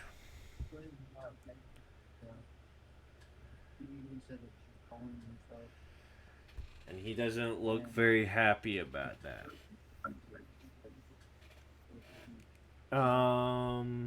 Alright, now it's the bad guy's turn. The ogre, because he's dumb and stupid, he's gonna try to come in closer to the thing and probably die. The veneer, I have to do a thing for them to attack you, so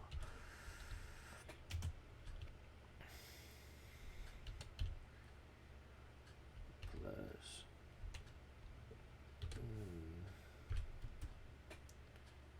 or is oh well they fail.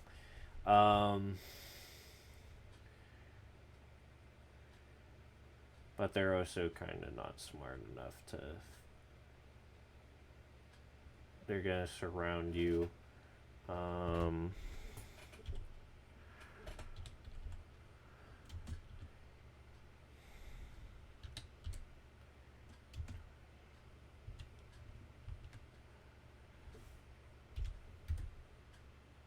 Damn, he fails too. Well, he's gonna move back out of here, since he can't attack you. And then he's going to bonus action red lightning. He holds up his gauntlet again, clenches his fist as another vial of red liquid injects into his arm. This time he sort of grabs his arm as it's injecting, and then red lightning surrounds him and grabs at his skin, kind of like a burn. It kind of looks like it's burning away some of his flesh as it's wrapping around him this time. And he's going to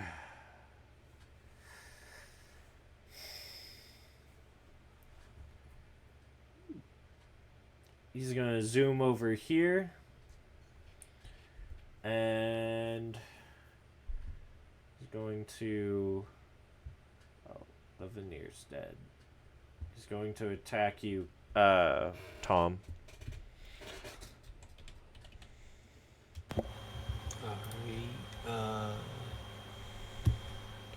He's going to try to stab you with his syringe gauntlet thing. And I'm going to do dimensional portal.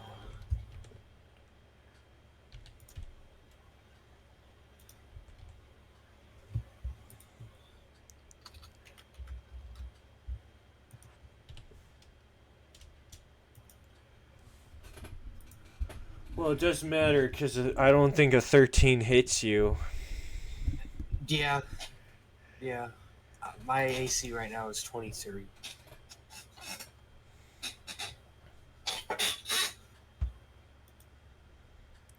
Alright, well, instead of that, then, he's going to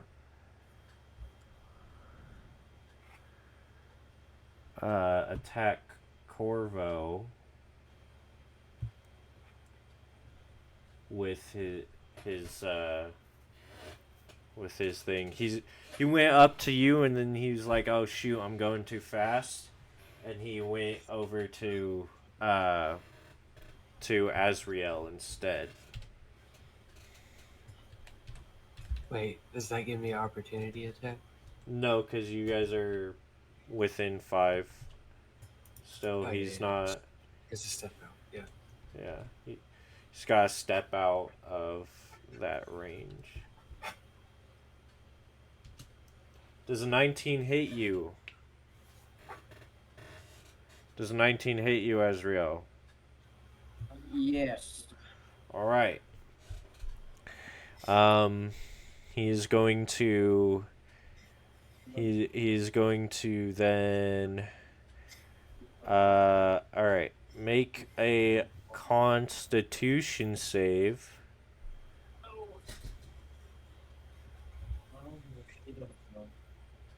5. 5. Okay. 5. So that's going to deal 17 damage. And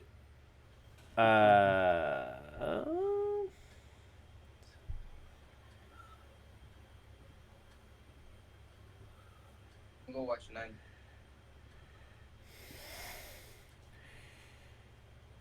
he looks like he is no longer hurting. And he's going to spend one of his legendary actions to mana siphon. So whenever Ryuchi makes an attack with his gauntlet syringes, he can use a legendary action to mana siphon. Ryuchi is able to siphon magical energy from the creature he attacked, giving him 1d4 more spell slots of the chosen level, and removes those slots from the creature. So how much? What's your highest spell slot?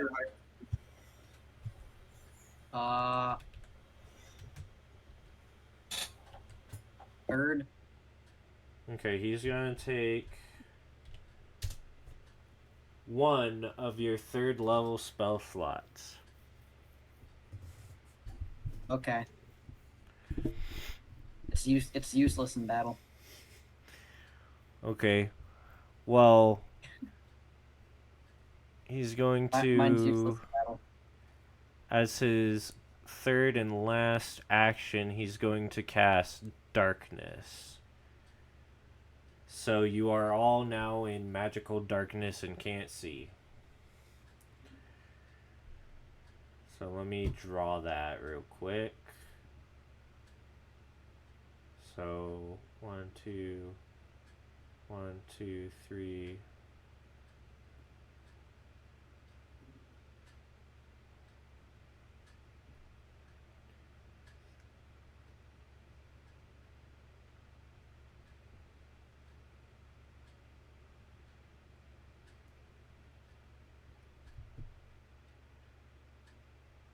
So anybody within this very crudely made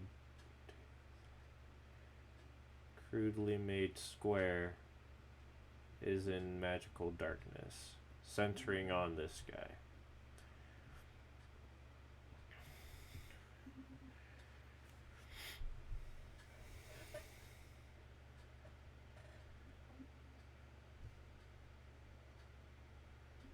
Alright, that's a 15-foot radius. 5, 10, 15. 5, 10, 15. 5, 10, 15.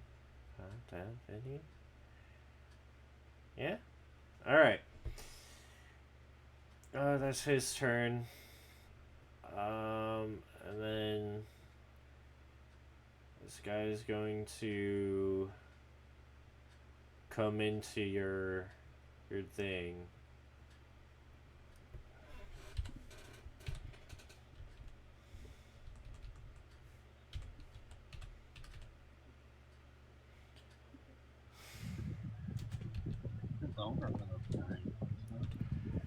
Was a 1. Save. Okay, he rolled a 2, so I think he can't attack you, but he's gonna try. So takes 5d6, 5d8 of damage. Dang. Okay. Well, I think this guy's dead. The ogre keels over and dies. Wait, they haven't. Okay. Oh shit. Damn Yeah, it. they would take damage on the surface. Yeah, well, I don't think he can get above a 20 unless Oh yeah. I've rolled a 20, and I don't really want to roll for these lower base guys. But this guy takes 20, so minus 26. Your evil counterpart is looking bloodied, and these veneer also die, because even if they succeed, they're pretty bloodied, so they die. They burst into golden flames or whatever as your spirit guardian slices them up. Let's go!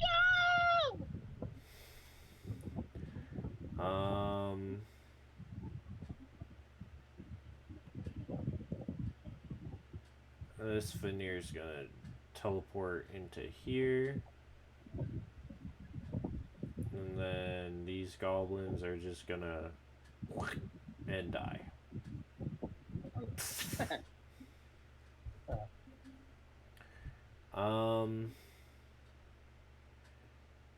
And then this lady comes up here and just kills these two guys.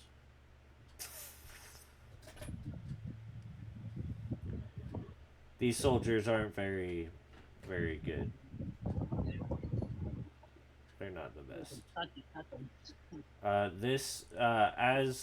As this happens, a big mech flies down and lands right where this ogre is, and takes out a giant sword and slams it into its head, killing it. Solid. And then several more arrive and land to help aid the fight. Where is here he is? And then as this is happening, cat guy goes over here and attacks evil Midal, doing his sword thing again and slashing it at him. And as he's slashing at him, they clash their two big cocks, no, swords. They're two giant ball busting swords. And that's the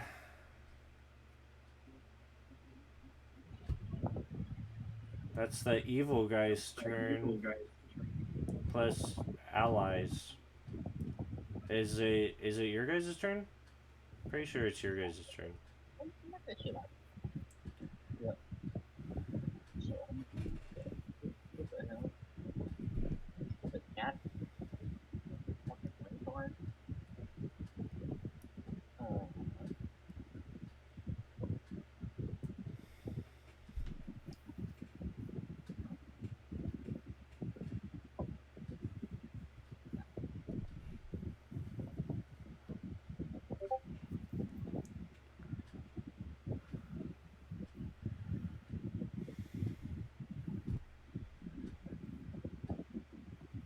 So I moved there. Huh? I said I moved there. Okay. And,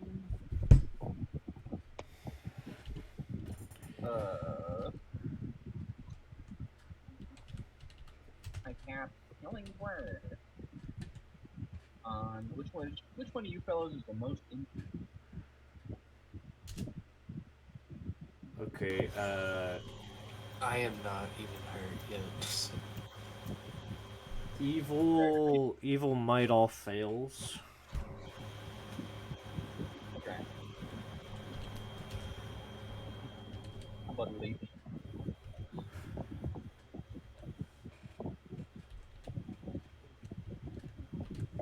Uh, Lady also fails, and that your evil counterpart also fails because he has a -6. I'm gonna just say he automatically fails. Even if he got an at 20, he would still fail.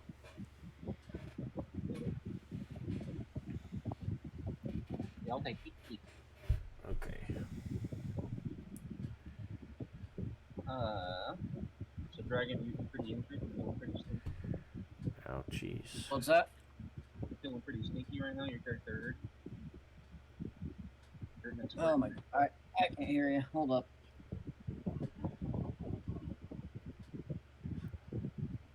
Say again. Your character hurting and squirting, or what? Am I hurting? Yeah. And squirting. Felt better. Alright. Oh, 1d4.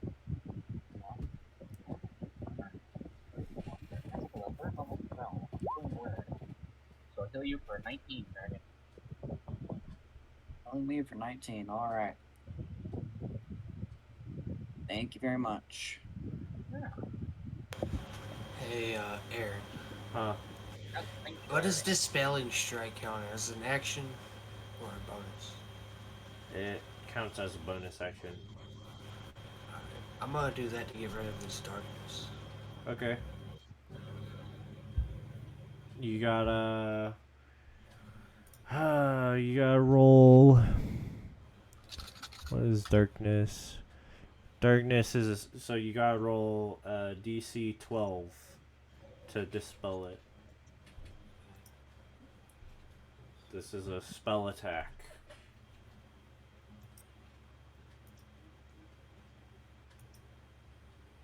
Do I add mine right? Huh? I add mine. Yes. It's +9. I got 15. Okay. It gets dispelled. And then I'm gonna hit him with my dimensional weapon. Can I What not gets get dispelled? rid of Actually, it? I'll do Booming Blade as well.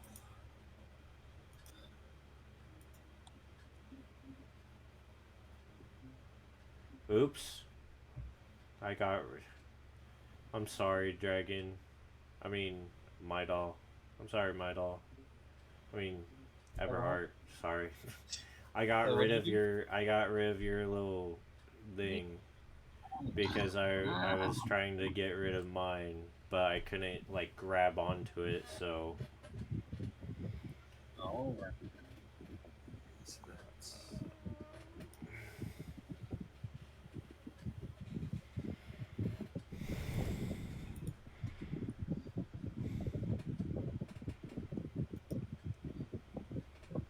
What was dispelled? Does a 21 hit? does a 21 hit?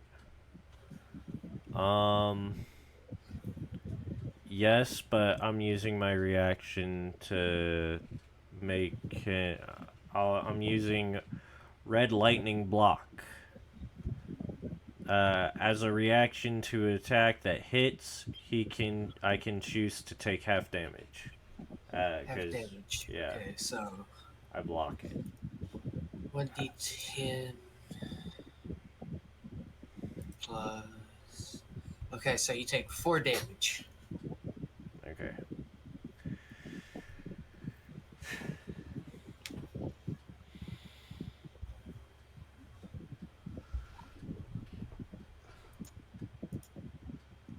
That's my turn. Okay.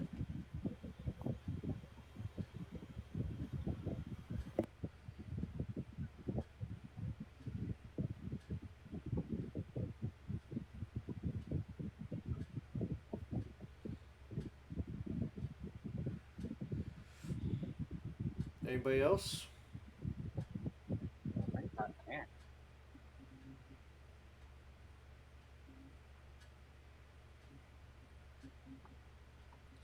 Okay, then.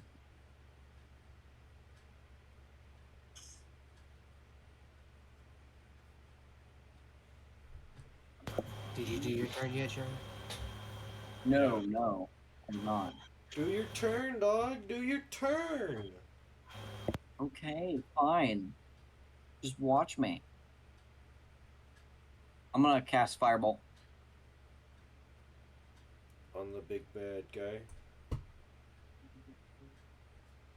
at one of the enemies. The only enemy. Well, there's a Venern For this. behind you, and then there's the big bad guy in front of you. Oof.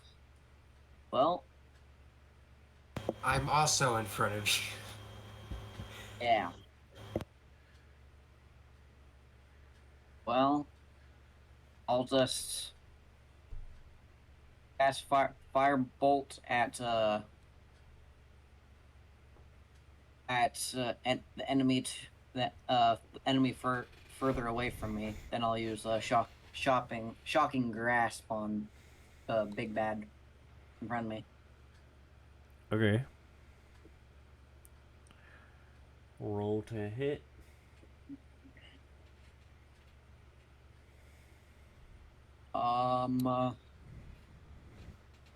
For Firebolts, 24.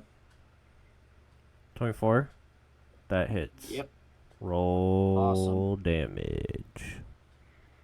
So, ow. Where'd my dice bag go? Oh my god. Oh, there it is. Oh, cow.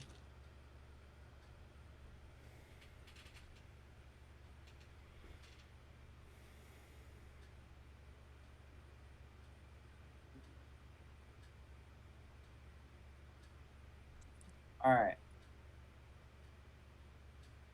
Have 13 for Firebolt. Okay. 13 damage. Then Shocking Grasp, I need to roll for.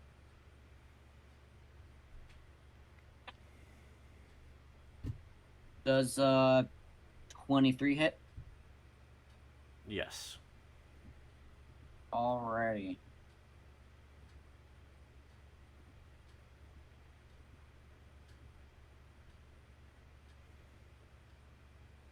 Those are D4s, I don't want those.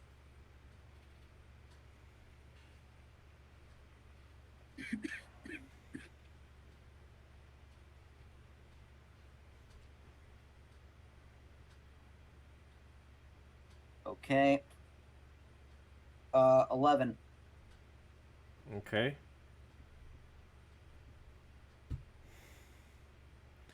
And that's it. All right. Anybody else, or was that everybody? That was my turn. Okay. I think Max did his too. All right. Bad guy's turn. Da, da, da, da, da, da, da.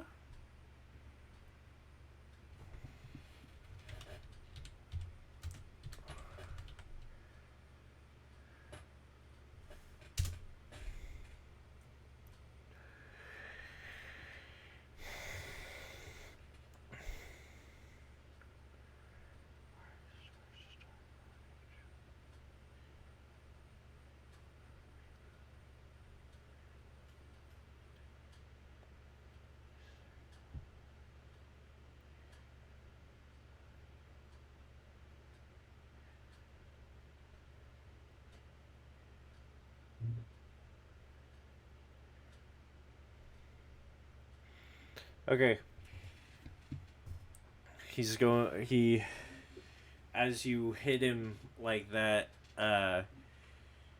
he says, "I tire of these games." And then uh he's going to put his hand up towards your face and cast chain lightning. Um and that's not only going to hit you, but it's going to hit uh it's going to it's not only going to hit you, Dragon, um it's going to hit you, and then it's going to hit this ally right here, and it's going to hit Tom as well.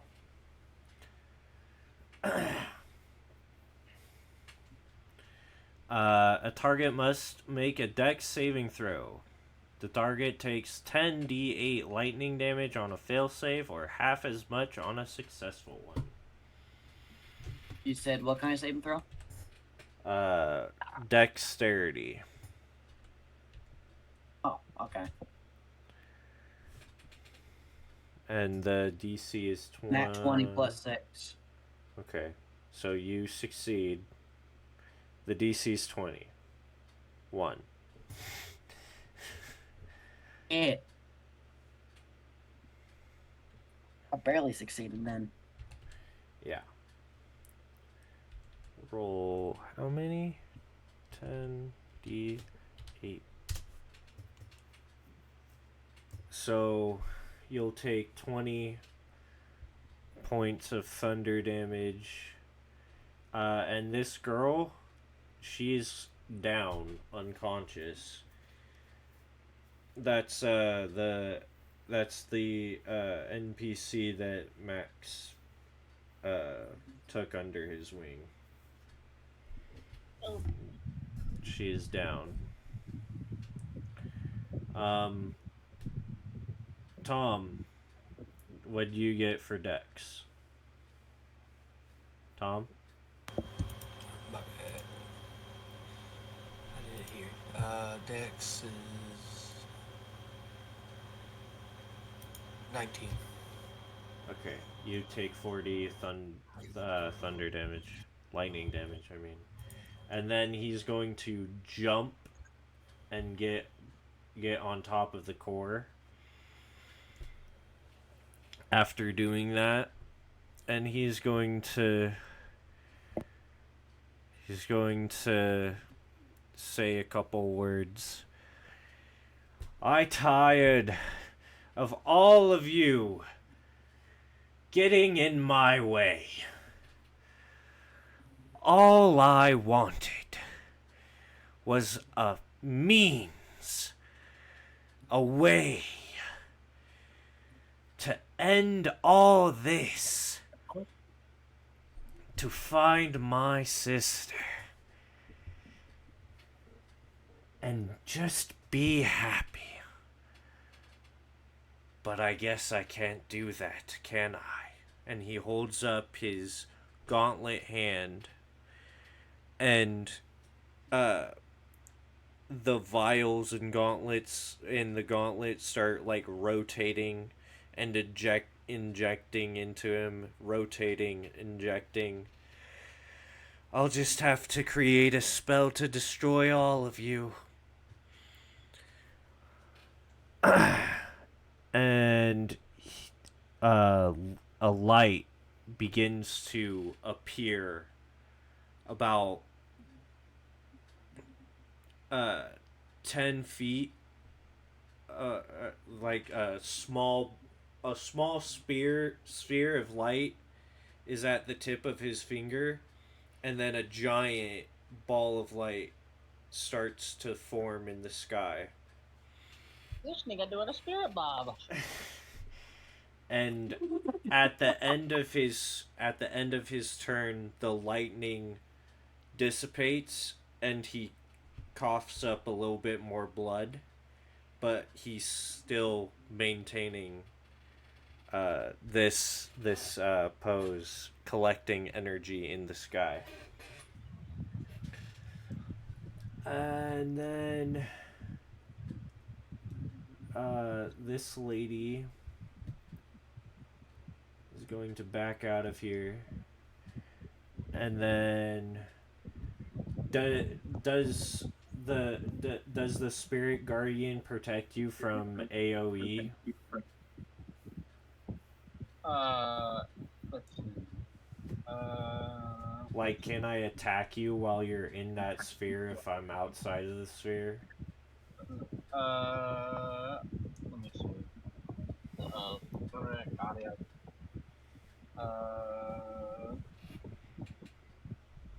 Yeah, but you still have to do, I still have to do the save. What?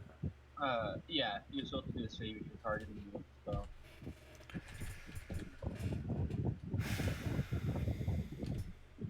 But if it's something like Fireball, I think Damn it! you're not, Fuck! you're not targeting the spell.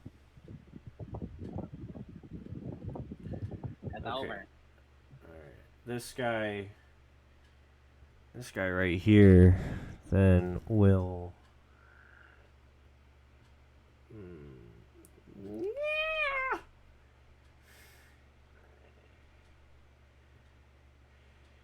He's gonna go over here and try to stop you guys by casting...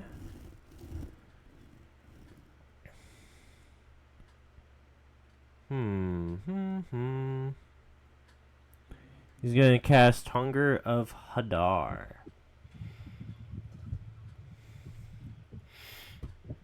He's gonna cast that right in here. He doesn't care about himself. So that's a. He opens a gateway to a dark, between the stars, a religion infested with unknown horrors. A 20-foot radius sphere of darkness and bitter cold appears, centered at a point within range, and lasting for the duration. This void is filled with a cacophony of soft whispers and slurping noises that can be heard up to 30 feet away. No light, magical or otherwise, can illuminate the area, and creatures fully within the area are blinded. The void creates a warp in the fabric of space, and the area is difficult terrain. Any creature that starts its turn in the area takes 2d6 cold damage. Any creature that ends its turn in the area must succeed a dexterity saving throw or take 2d6 acid damage as milky otherworldly tentacles rub against you. Milky? Yeah, milky. Wow. Are you in the bathroom? Yeah. What the fuck?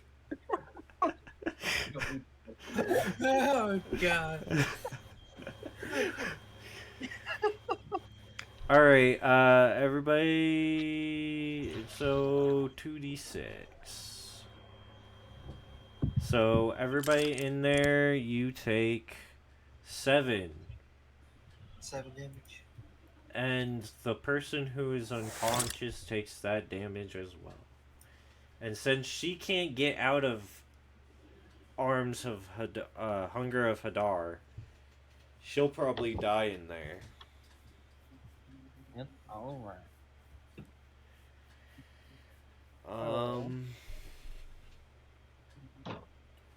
Well, I think these guys are just... They back up, and they're gonna...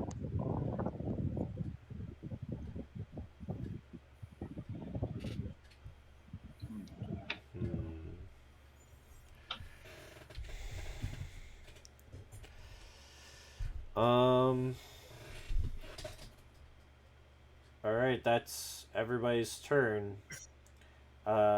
These mechs are this mech takes out these goblins right here with a flamethrower. Takes out a couple. Bam. This one jumps over to these guys. And this one's gonna fly over to here and take these ones out.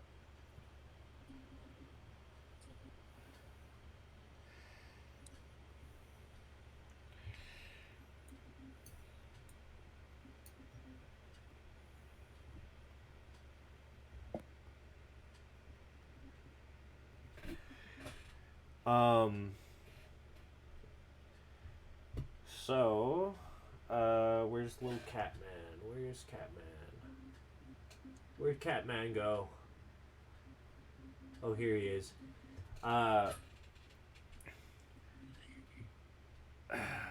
Wuss in Boots, seeing this happening, he's going to zoom over to this guy, and he cuts off the arm that has the gauntlet, dealing a significant amount of damage to him. And the spell that was forming above stops as he grabs his stub of an arm as it's bleeding. He goes, "Ah!"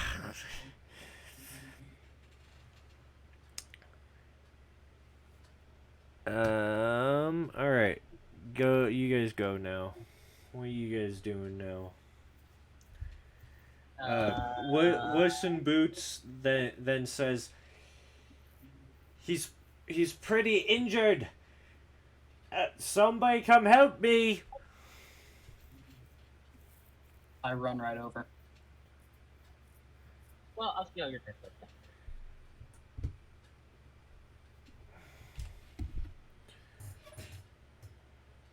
Are you gonna move over there, Eberhard?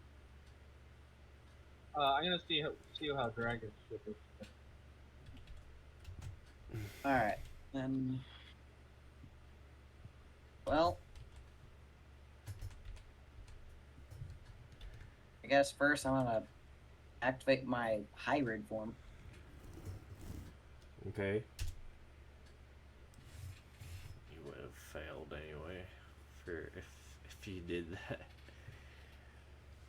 From there, I run right over, and I roll to hit. All right, roll. Well, you know what? Let me do this first. Let me hold personal. Make him do a Okay.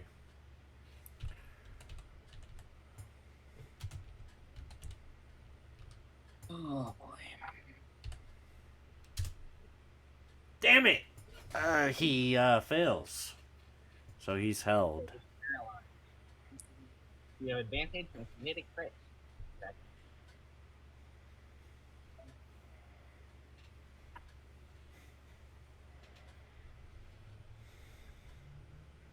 So does he have to roll to hit him, or? Yeah, but he has advantage, and if it hits, it's a guaranteed crit. Okay.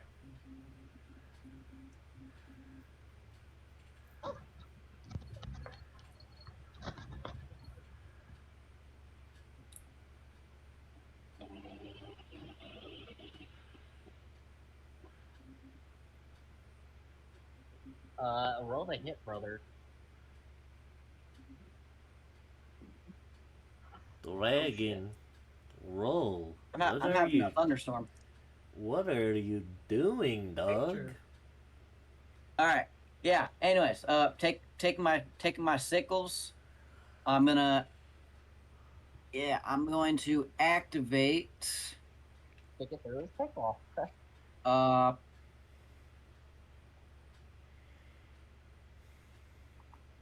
Yeah, I'm gonna end up activating my Crimson Right.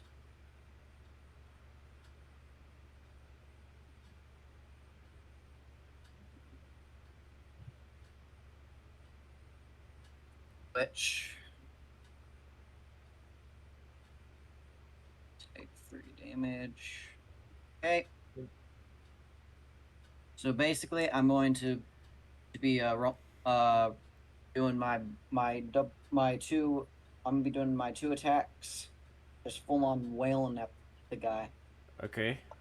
Roll. Yes, Do sir. it. Roll. Nat 20 plus 9. Okay. So it double crits. Okay. That's just for the first attack. Ow! Fucking bastard. Get the shit out of him. I can do it. I can't Tom. 17 damage for the first attack. Okay. And then I need to roll the d20 again for the second attack. Do it, buddy. Yep. All right, awesome. 27. That hits. So I that's get a a plus crit. 9 to hit.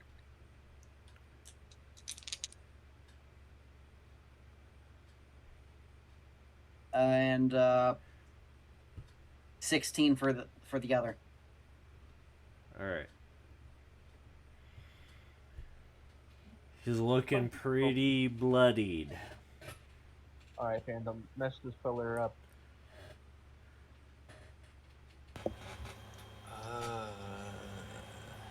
Let's see. Alright.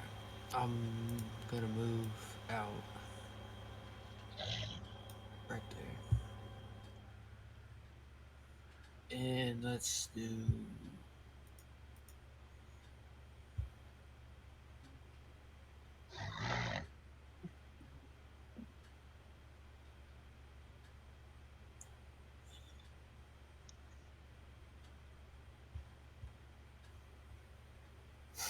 Let's do guiding bolt.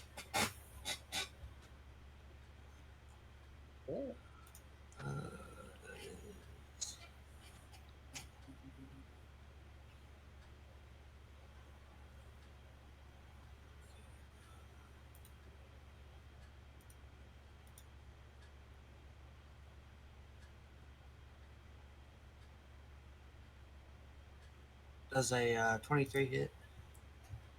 Yeah. Oh yeah, he's hold, right? Yep. Yeah. Okay. I just gotta get damage.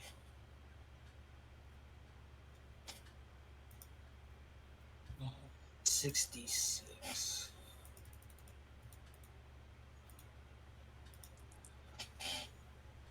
$23 damage. Okay. He's still up. But he's looking pretty beaten and bruised. Well, Bloodied.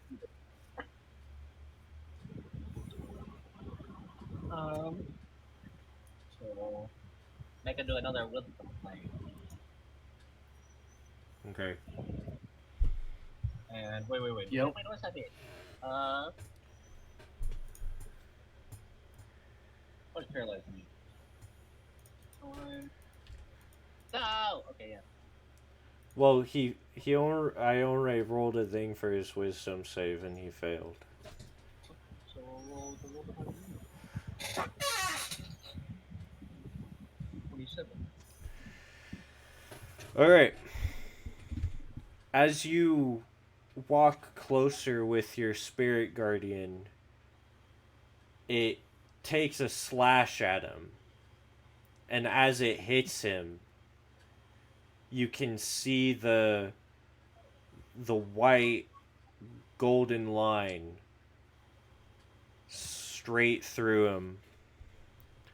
And as it goes straight through him, you see it get sucked into the wound. and a giant giant rune, the ancient rune, sprawls across his face. Red veins start to cover his whole body, and a wave of a dispelling magical aura wave washes over the battlefield as the sky turns red, and lines of red veins drop down, grabbing any remaining enemies that are in the main battle, sucking their life force and killing them instantly, bringing them up into the sky as the power leeches down into this body. This is no longer the mortal man who stood before you as the leader of Rune. This is a much ancienter entity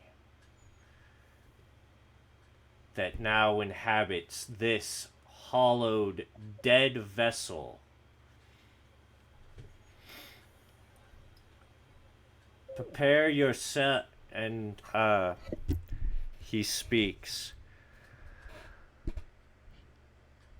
You really thought that you could win. I admire the effort. But playtime is over.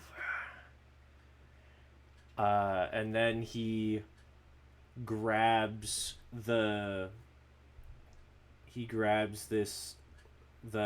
cat by the throat with his one good arm and snaps his neck as he falls.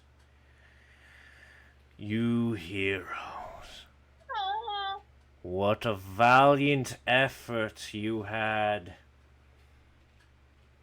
But playtime is over.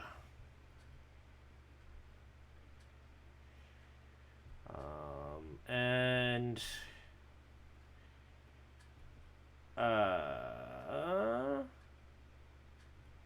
he turns to Dragon, and the broadsword that he dropped to snap the cat's neck flies into his hand, and he slashes at you, Dragon. Oh boy.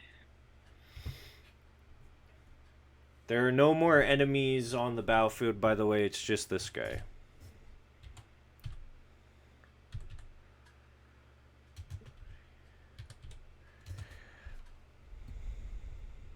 Okay.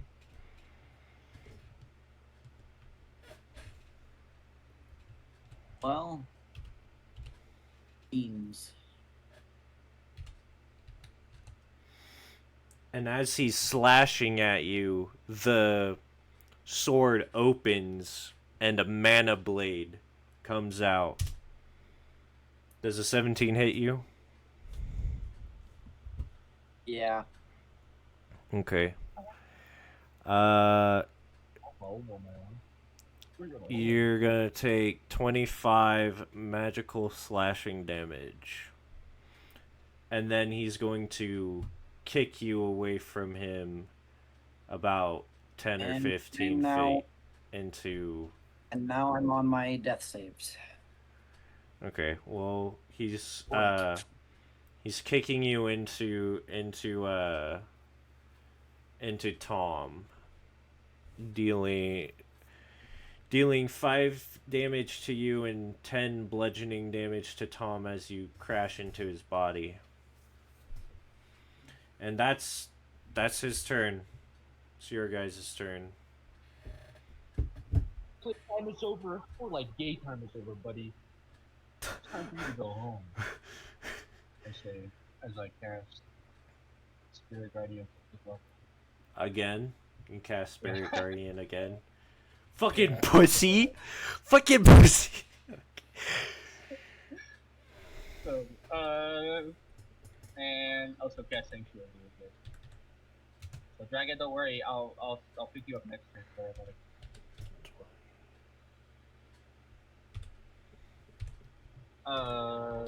So make a do a wisdom save. Okay. 22. 32. Okay. Wow, he takes half damage. Okay. Or 15 damage.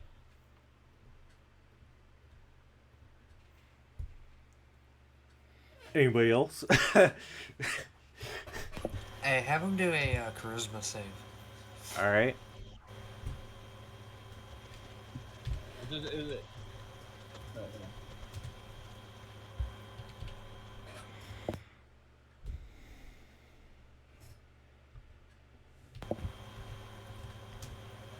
24.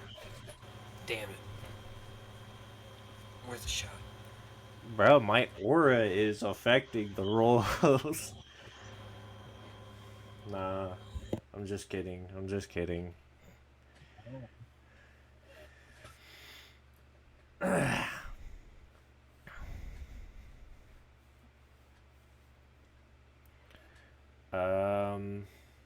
Roll me your death save, Dragon. Yep. Oh boy.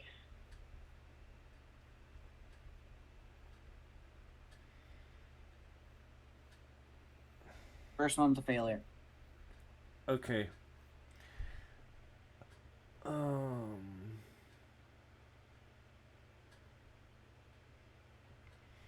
He turns to you,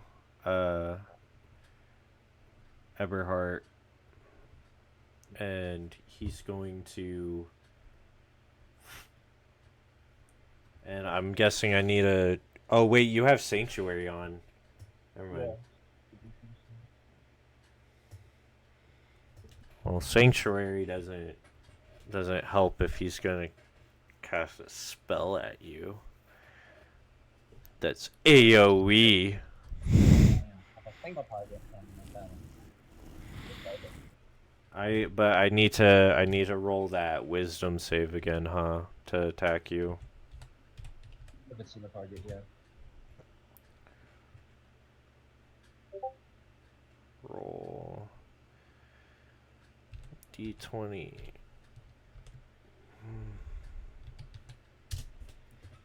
Okay.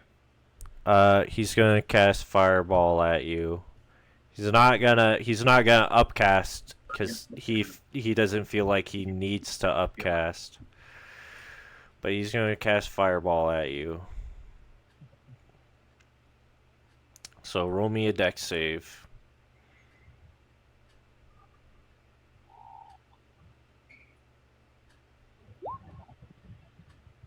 You fail. So you're gonna take full damage.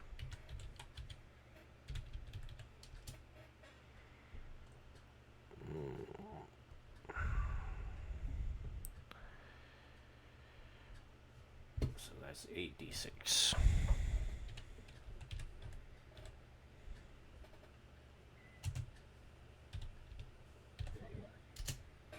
Take 23 points of damage. And 23 fire damage. And make a concentration check for your sanctuary and stuff. I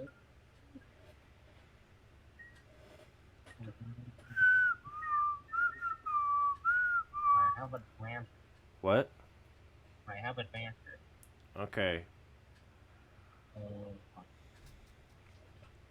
For the 4.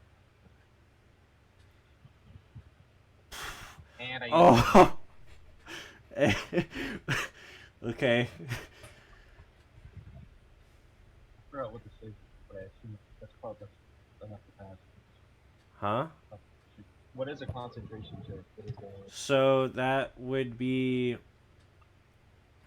the DC would be how much damage I do since it's above your spell D D, Uh, but it would a regular save would be 10 plus the 10 or plus half the damage taken. yeah Whichever is fine. 10. So Okay, 3 so it's or 12. 12. So I pass. Yeah, you pass. You're good. Alright. Okay. Well, whatever. Um.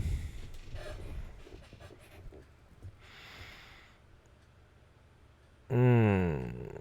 Mm. Mm. Mm. Mm. Mm. Mm. Mm. Mm. Mm. Mm. Mm. Mm. Mm. Should I do it? Should I really do it? I don't think so. Let me look at the spell real quick.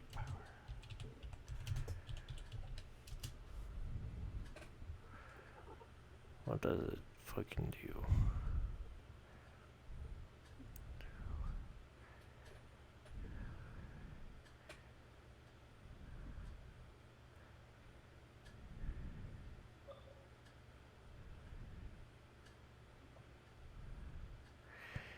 How many hit points do you have? Eberhard? Huh? Eberhard? Yeah, how many hit points does he have currently? 45. How much is his max? 80. Hello? Oof. Okay, I'm not gonna. I don't think he would want to do that.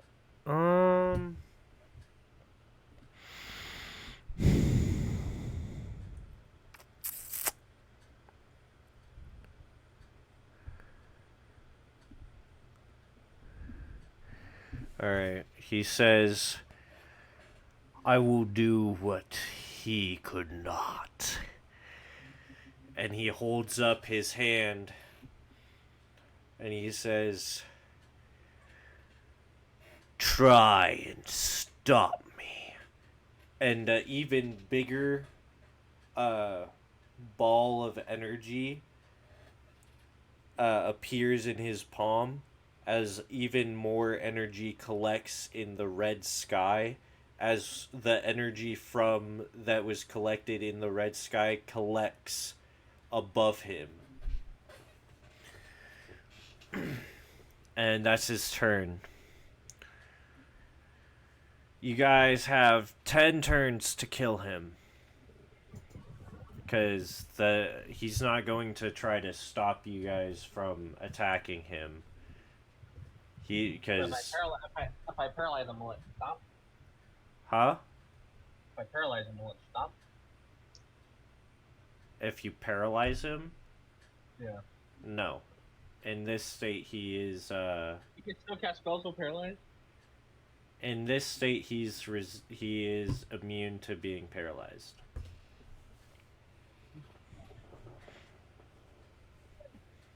Alright. Well, I will make him do a wisdom save. Okay.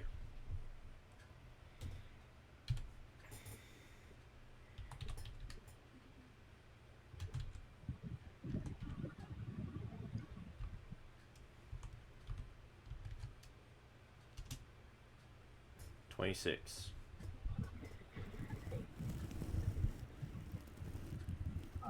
That's guiding bolt at 4th level. Okay. 8d6. Huh? 76. 76. What? Let's see. With a ranged spell attack. Let's take a ranged spell attack. Well. Alright.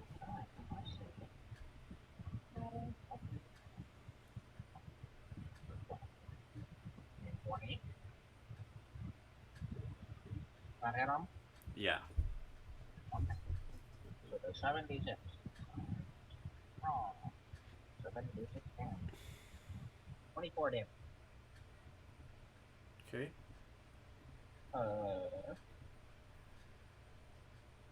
So then everybody else has advantage on them for the rest of the turn. And I cast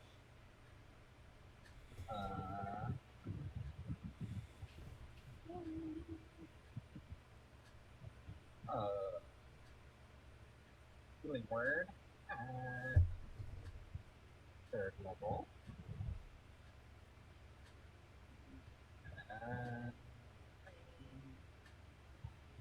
34, 12,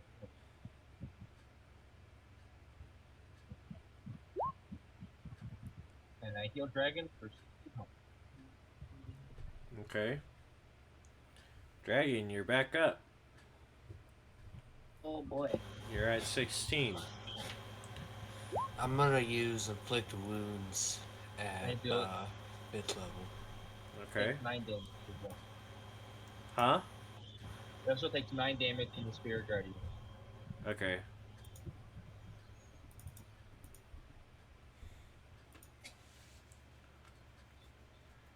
Nat 20. Alright. Roll damage. 72.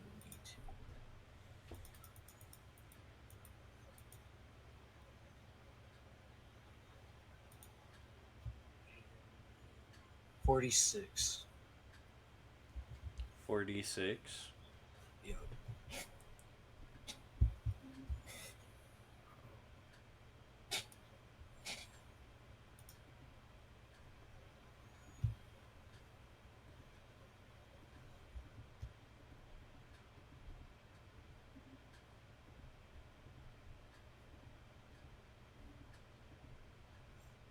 That'd be my turn. Okay.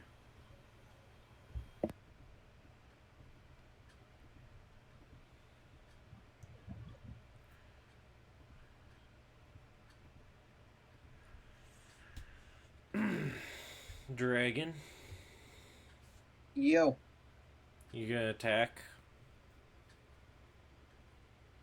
Uh, before Azrael does anything,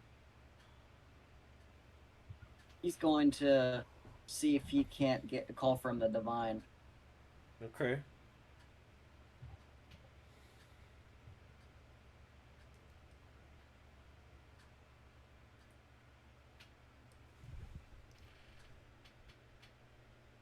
So, do any gods or goddesses that are listening Roll me a religion check. a religion check? Yeah, you're calling upon the Asking gods. a lot of me. You're calling I'm so upon- hurt. Roll a religion 20. check. 20? Okay. 20. Which god are you trying to call specifically?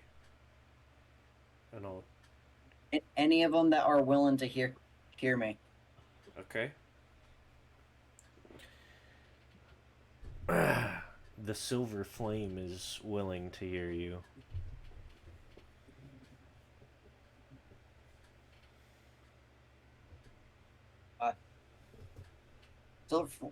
Silver Flame's a goddess, right? Yeah. Yeah. The goddess of the silver flame. Yeah. Okay. My goddess.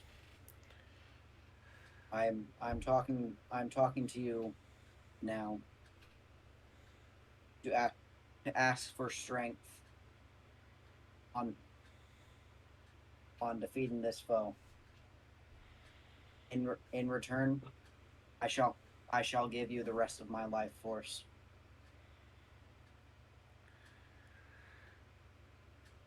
I accept.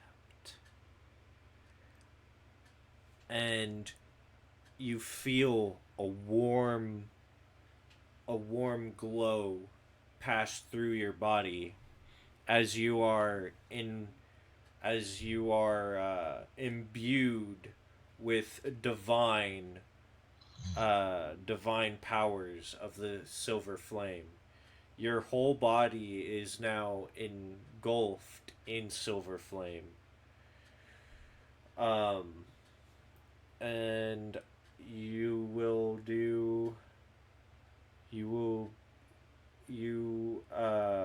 now have a plus 10 on all attack rolls and damage rolls, plus plus another 10 radiant damage added to your damage. Any damage you do. Okay. Your AC also goes up by 5. Alrighty. The final stand. And for me, I'll do divine intervention. All right. Oh, and it cracks. So Solari, intervenes, but you can count. He intervenes. To intervene on your behalf, and the need is great. All right. But he does intervene. So it has to be over 10, and it was in that 20. You would assume he would go hard because it's secure. Okay. What do you ask of him? What do you ask of Solaris? Solari, my great and one true lord, guide me in this moment. Give me the strength to strike down this vile demon and save your beautiful creations, Lord. I shall grant you Solaris's divine smite. And as you hear those words, you feel this power surge through your body and into your weapon as it glows and bursts into flames as bright as the sun. And like and it almost what weapon are you using? It's a flail. It's a flail. It looks like you have a mini spiked sun on the ball of your flail. As flames engulf the chains and make them red hot. Yeah, we'd be swinging on the floor. You gain plus 10 to attack rolls, plus 10 to damage, and another plus 10 radiant fire damage. But that's just a bonus. I cast holy weapon. I doubled the magic to the holy power. It is double holy. So then plus 20 to everything. Okay. Plus so 36. 36. Yeah, That hits. Alright, so yeah, 1d8 plus 25.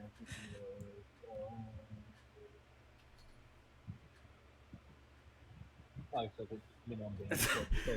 So there's 26 damage. It's 26 damage. Plus the spirit guardians have a go at it.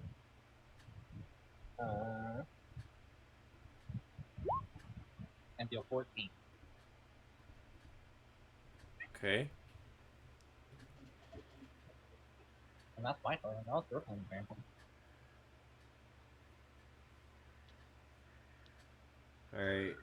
Alright, dragon. Attack it. Attack him. Oh boy. You are divinely.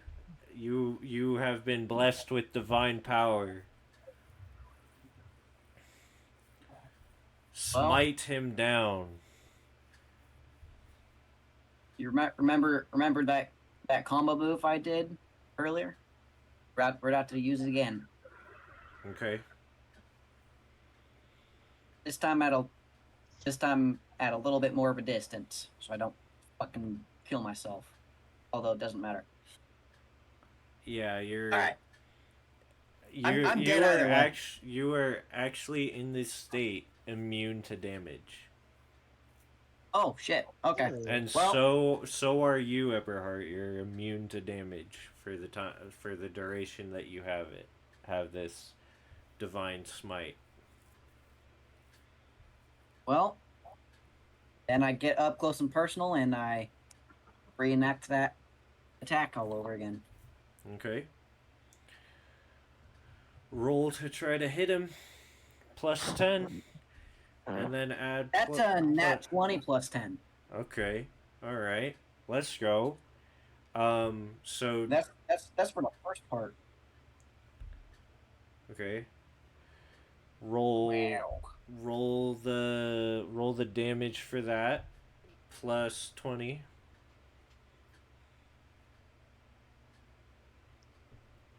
Plus an extra. Plus it's a critical hit too, so you get an extra damage die. +20. Damn. All right. So.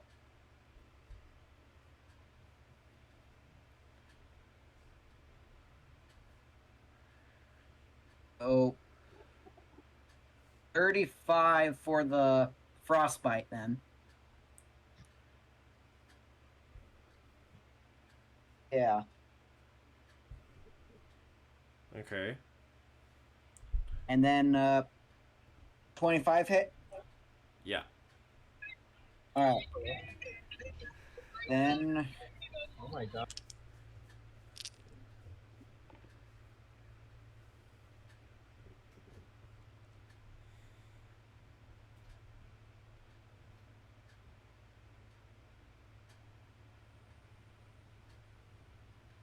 Uh, 27 for the second one. 27. Yeah. Okay. Cool. And then do both those damage rolls again for the explosion of the superheating ice. You need me to roll the d20 for that as well? No. Nope, awesome. That because that it's just a reaction of what you did.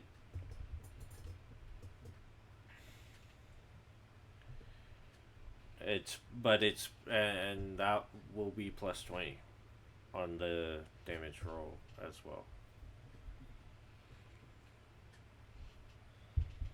40. 40. 40. So as you go in to do the thing that you did to the veneer again to this guy, where are you aiming? Are you aiming for like his limbs or His chest. his chest? As you touch his back to freeze it, and then immediately after superheat it to do an explosion, you can feel that this explosion is even more superheated than the last one and has a little bit more oomph, and it blows a hole through his chest. But he is, as you blow this hole through his chest, you can see that this is just a shell. There's no blood, no nothing. And you blew his heart out, and he's still able to do this. But you did damage. You did do damage. I'm not saying you didn't. You did damage. Sorry. But the it just shows that this vessel is already dead. Is that it? Phantom has not got yet. Phantom. I'm gonna Do your do thing. shatter. Wake up, babe. Come to do your attack. All right. It does that hit your allies?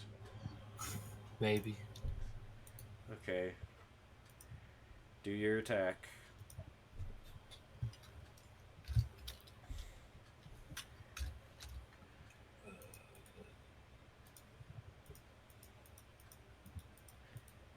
Do your attack.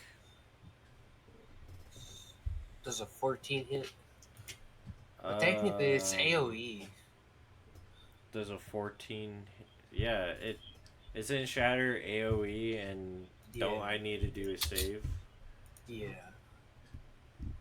Slap.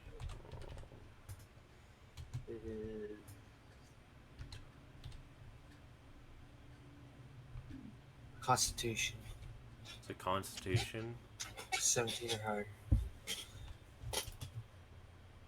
He got 12, so he takes full damage. 3.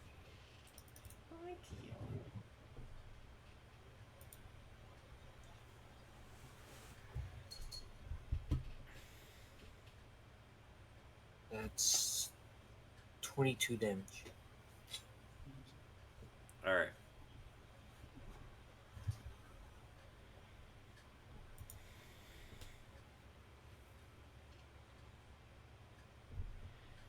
Okay. That's my turn. What a pathetic display of unrivaled power. Soon I will show you what true power is. Collected for centuries. And it seems like the power is collecting a lot faster now. You have... You guys are gonna have to... It looks like... after this it'll be finished. After this next round it'll be finished. So it is your turn again. He's not gonna attack. I'd like to draw a card. Okay. You're gonna draw a card? Yep.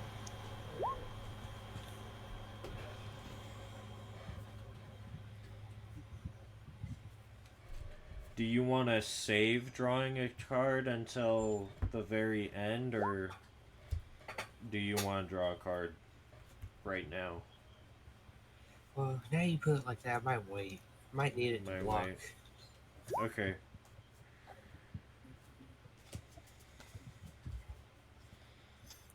Because you can hold your action to draw a card at like once it's his turn and he begins to try to do something. I'll just wait. Okay. I'll save mine.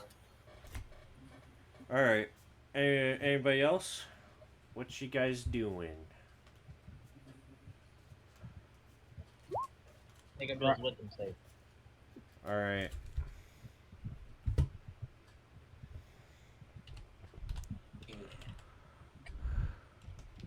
I'm wanting to roll perception. Go ahead. Where are you trying to perceive? I'm trying to perceive where this creature being is going to actually suffer damage. You're trying to see if he's actually suffering damage. No, I'm trying to see what part or where's the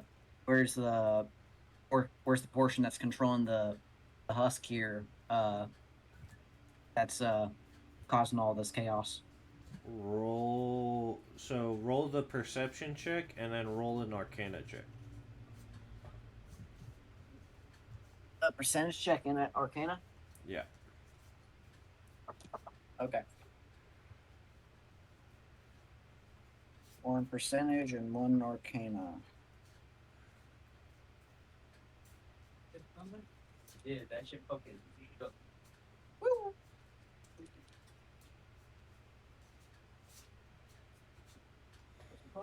Yeah, it was.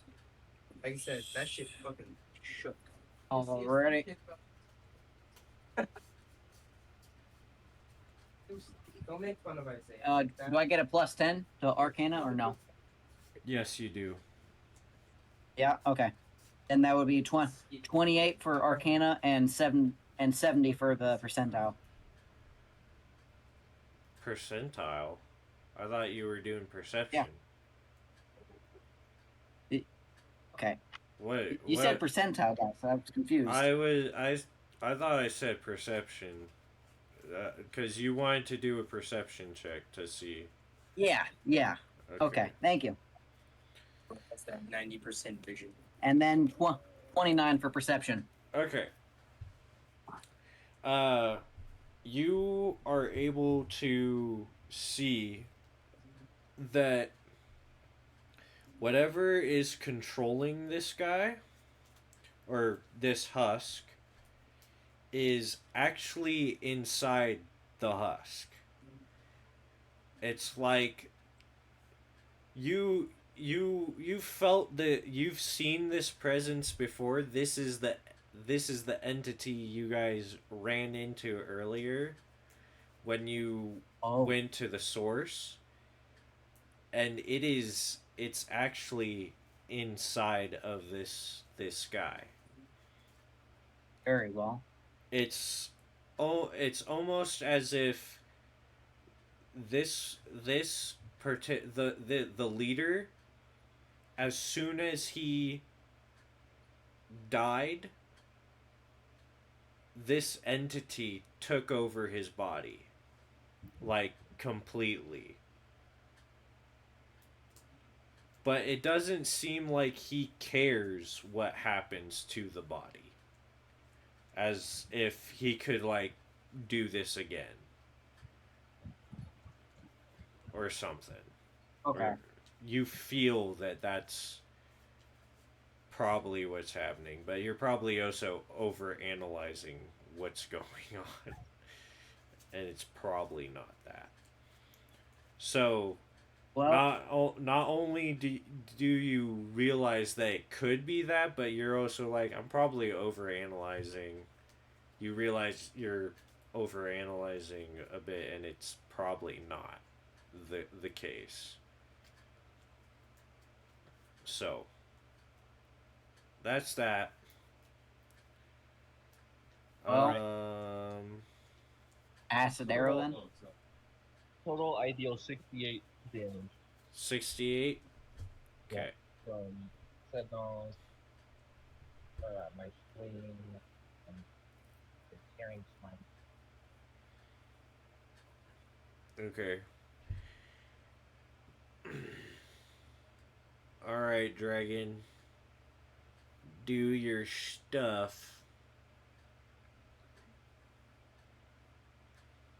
Well, trying to think on what to do with this one here.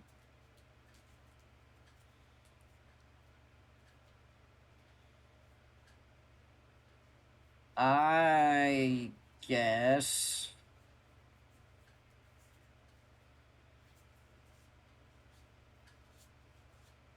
I'm just gonna use acid arrow. All right. Roll Just to hit. One. Yeah. 29. Yeah, that hits. Or I guess that's 30, whatever. higher than 29. It's like 35, something like that. Yeah. Roll for damage. Okay.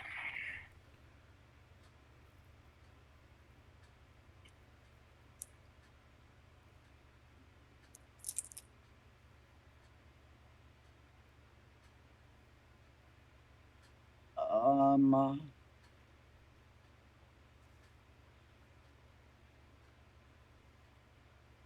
13. 13 damage. Yeah. And that's He's with just the melting. plus 20. Oh no, sorry. Oh my gosh, sorry. 23. Okay.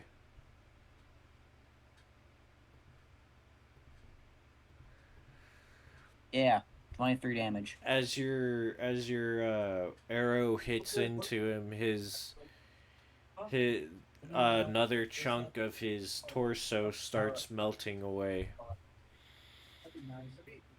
All right, and that's everybody. Phantom, you still wanted to hold your thing? Yep. All right. Um, as uh, as the last person ends his attack, he says, "Pathetic," and then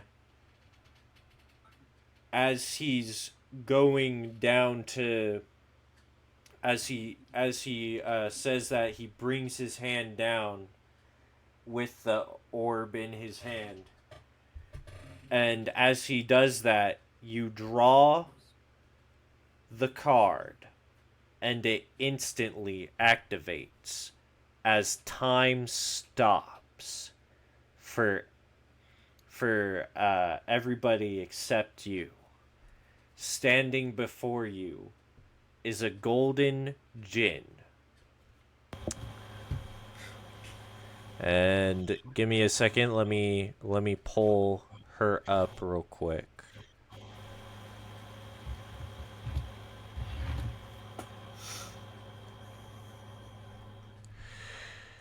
Uh,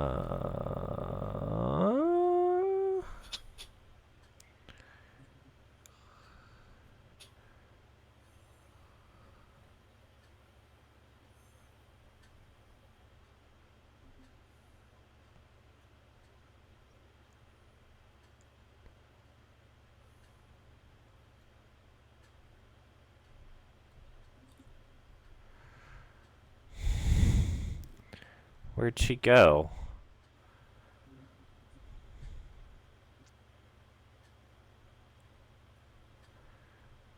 Where is she? Ah, here we go. All right. Uh, I need you to roll a d6 real quick.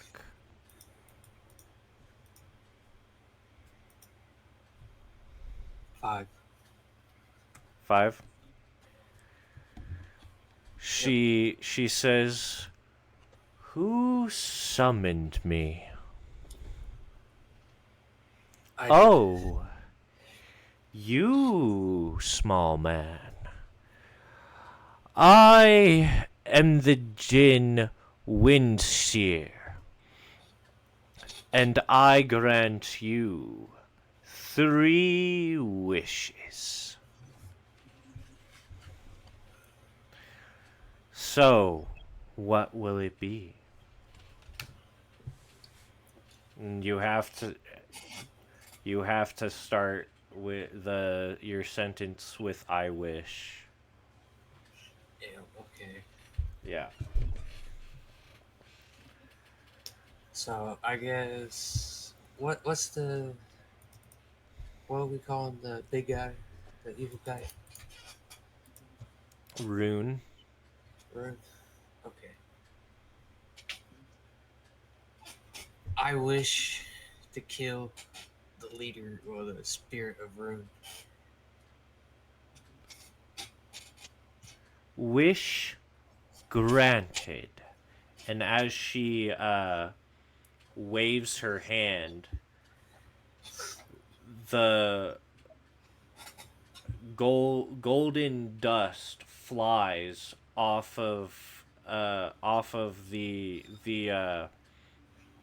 body behind her, of the leader guy of Rune, and the magic and the sky turn, also turns to normal with a flash of gold, turning it back to normal. What are your 2 other wishes?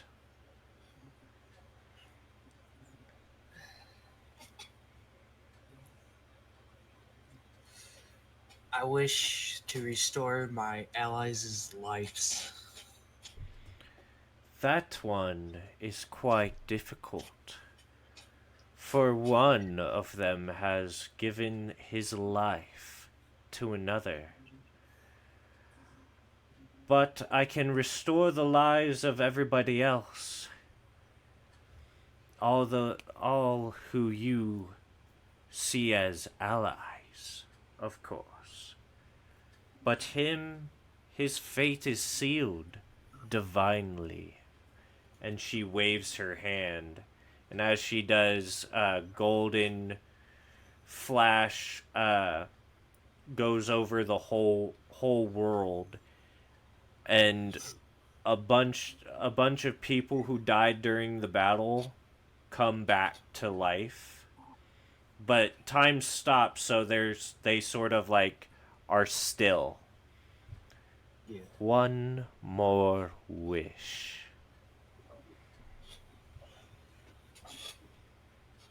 I wish for peace to reign. Wish granted. And this time she snaps, and time begins again. And as time begins again, the body that was standing on top of the core splits in half from the cut of from the previous cut of Eberhardt's spirit guardian, and the body falls to the ground. The skies are now clear, and no magical energy is detected. And everybody who fell in this battle are now alive. And as the battle concludes, you look at Azrael as his divine aura fades, and he falls to the ground. And he That was a wild doesn't run.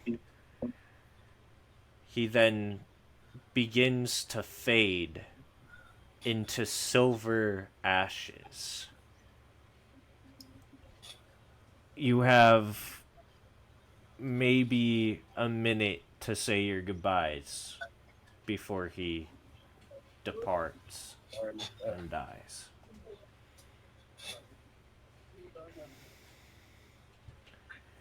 Do you guys have anything to say to him?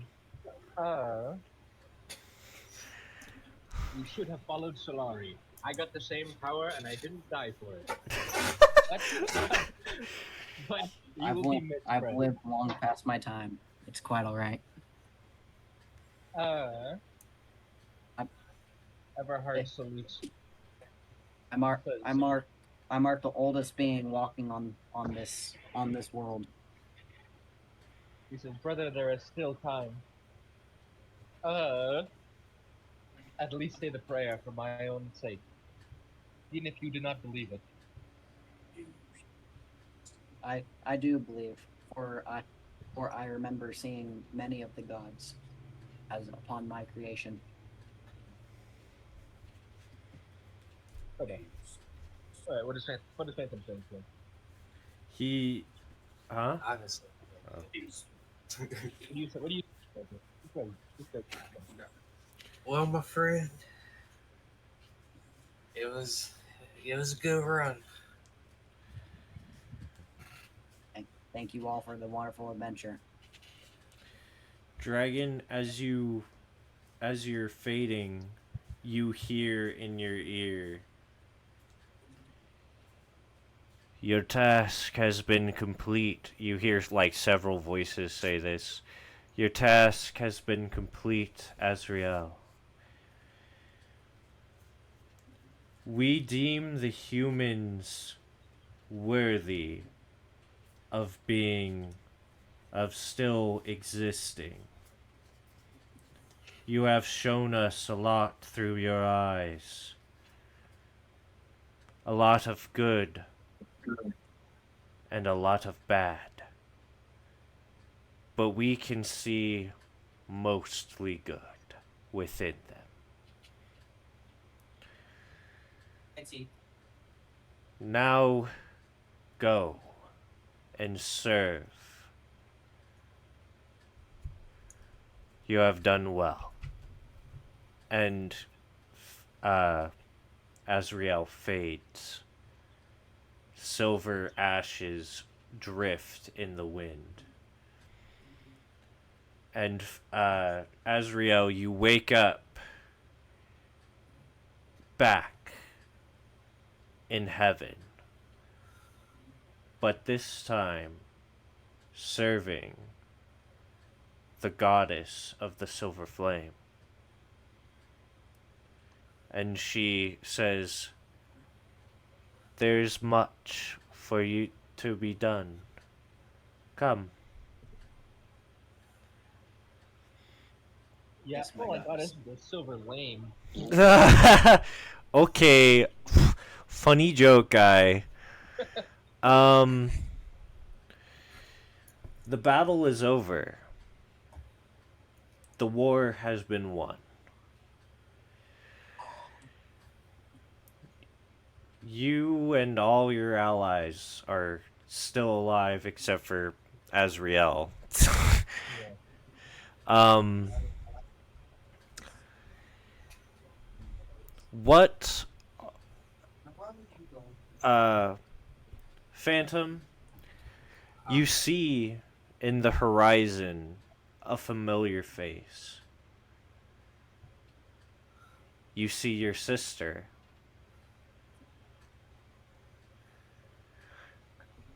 And she's waving goodbye at you as she fades away into the sunrise.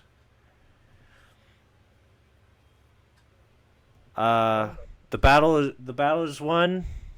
Um, what are you going to be doing next, Phantom? What is your character?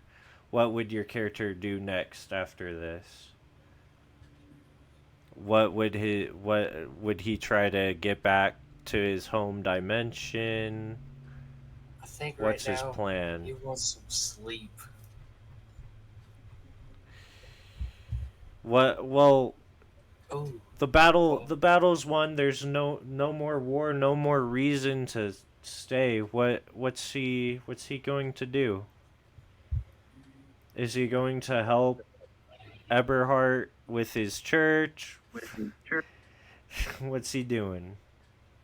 well, there's no reason for me to go back to my home. I'll probably stay. All right. Also, uh, Dragon, what was that? Uh You said Eberhard, Oh. Okay. you So feel a sense of accomplishment as have you are now a hero of the multiverse. You saved the world. But now that the war is over and uh actually before that in the distance uh you too see a familiar face. You see Tommy the grape, yeah. and he he is also waving goodbye at you as he fades into the sunrise. You have fought bravely. You have fought valiantly. The war is over. What is Eberhard going to do next All right. after all this? I'm gonna hit you with a large thing. So, after saving the whole multiverse and everything, uh, and being touched by Solari himself. I would like for the power that imbued my flail to imbue his body. He becomes like a physical paragon of Solari. Like a whatever prince of Solari, like a physical prince of Solari. And yeah, he has no reason to leave the dimension. He stays and spends the rest of his days Continues the building church. the church, which I Okay. would imagine would go off after because what the genie disappeared before anybody else uh like woke up, so he could reasonably take credit for Wait, what? the genie disappeared before everybody else woke up, and then the last so everybody was waking up, the last thing they would see would be the fucking spirit guardian cut splitting this guy open. So reasonably Everhart could take credit for the kill. Okay. So, and also like Everhart really probably wouldn't have seen the genie either because time stopped. So reasonably he would just be like, yeah, I did that. All right. Oh, and So everybody else around him sees the guy split. In truth, I'm the only one who really knows what happened. the Yeah, but I imagine that's a big boost to the Church of Solari is all right. him getting like imbued with power Solari and then killing the big evil guy. Okay. So now I'm going to recap on what your characters have been doing.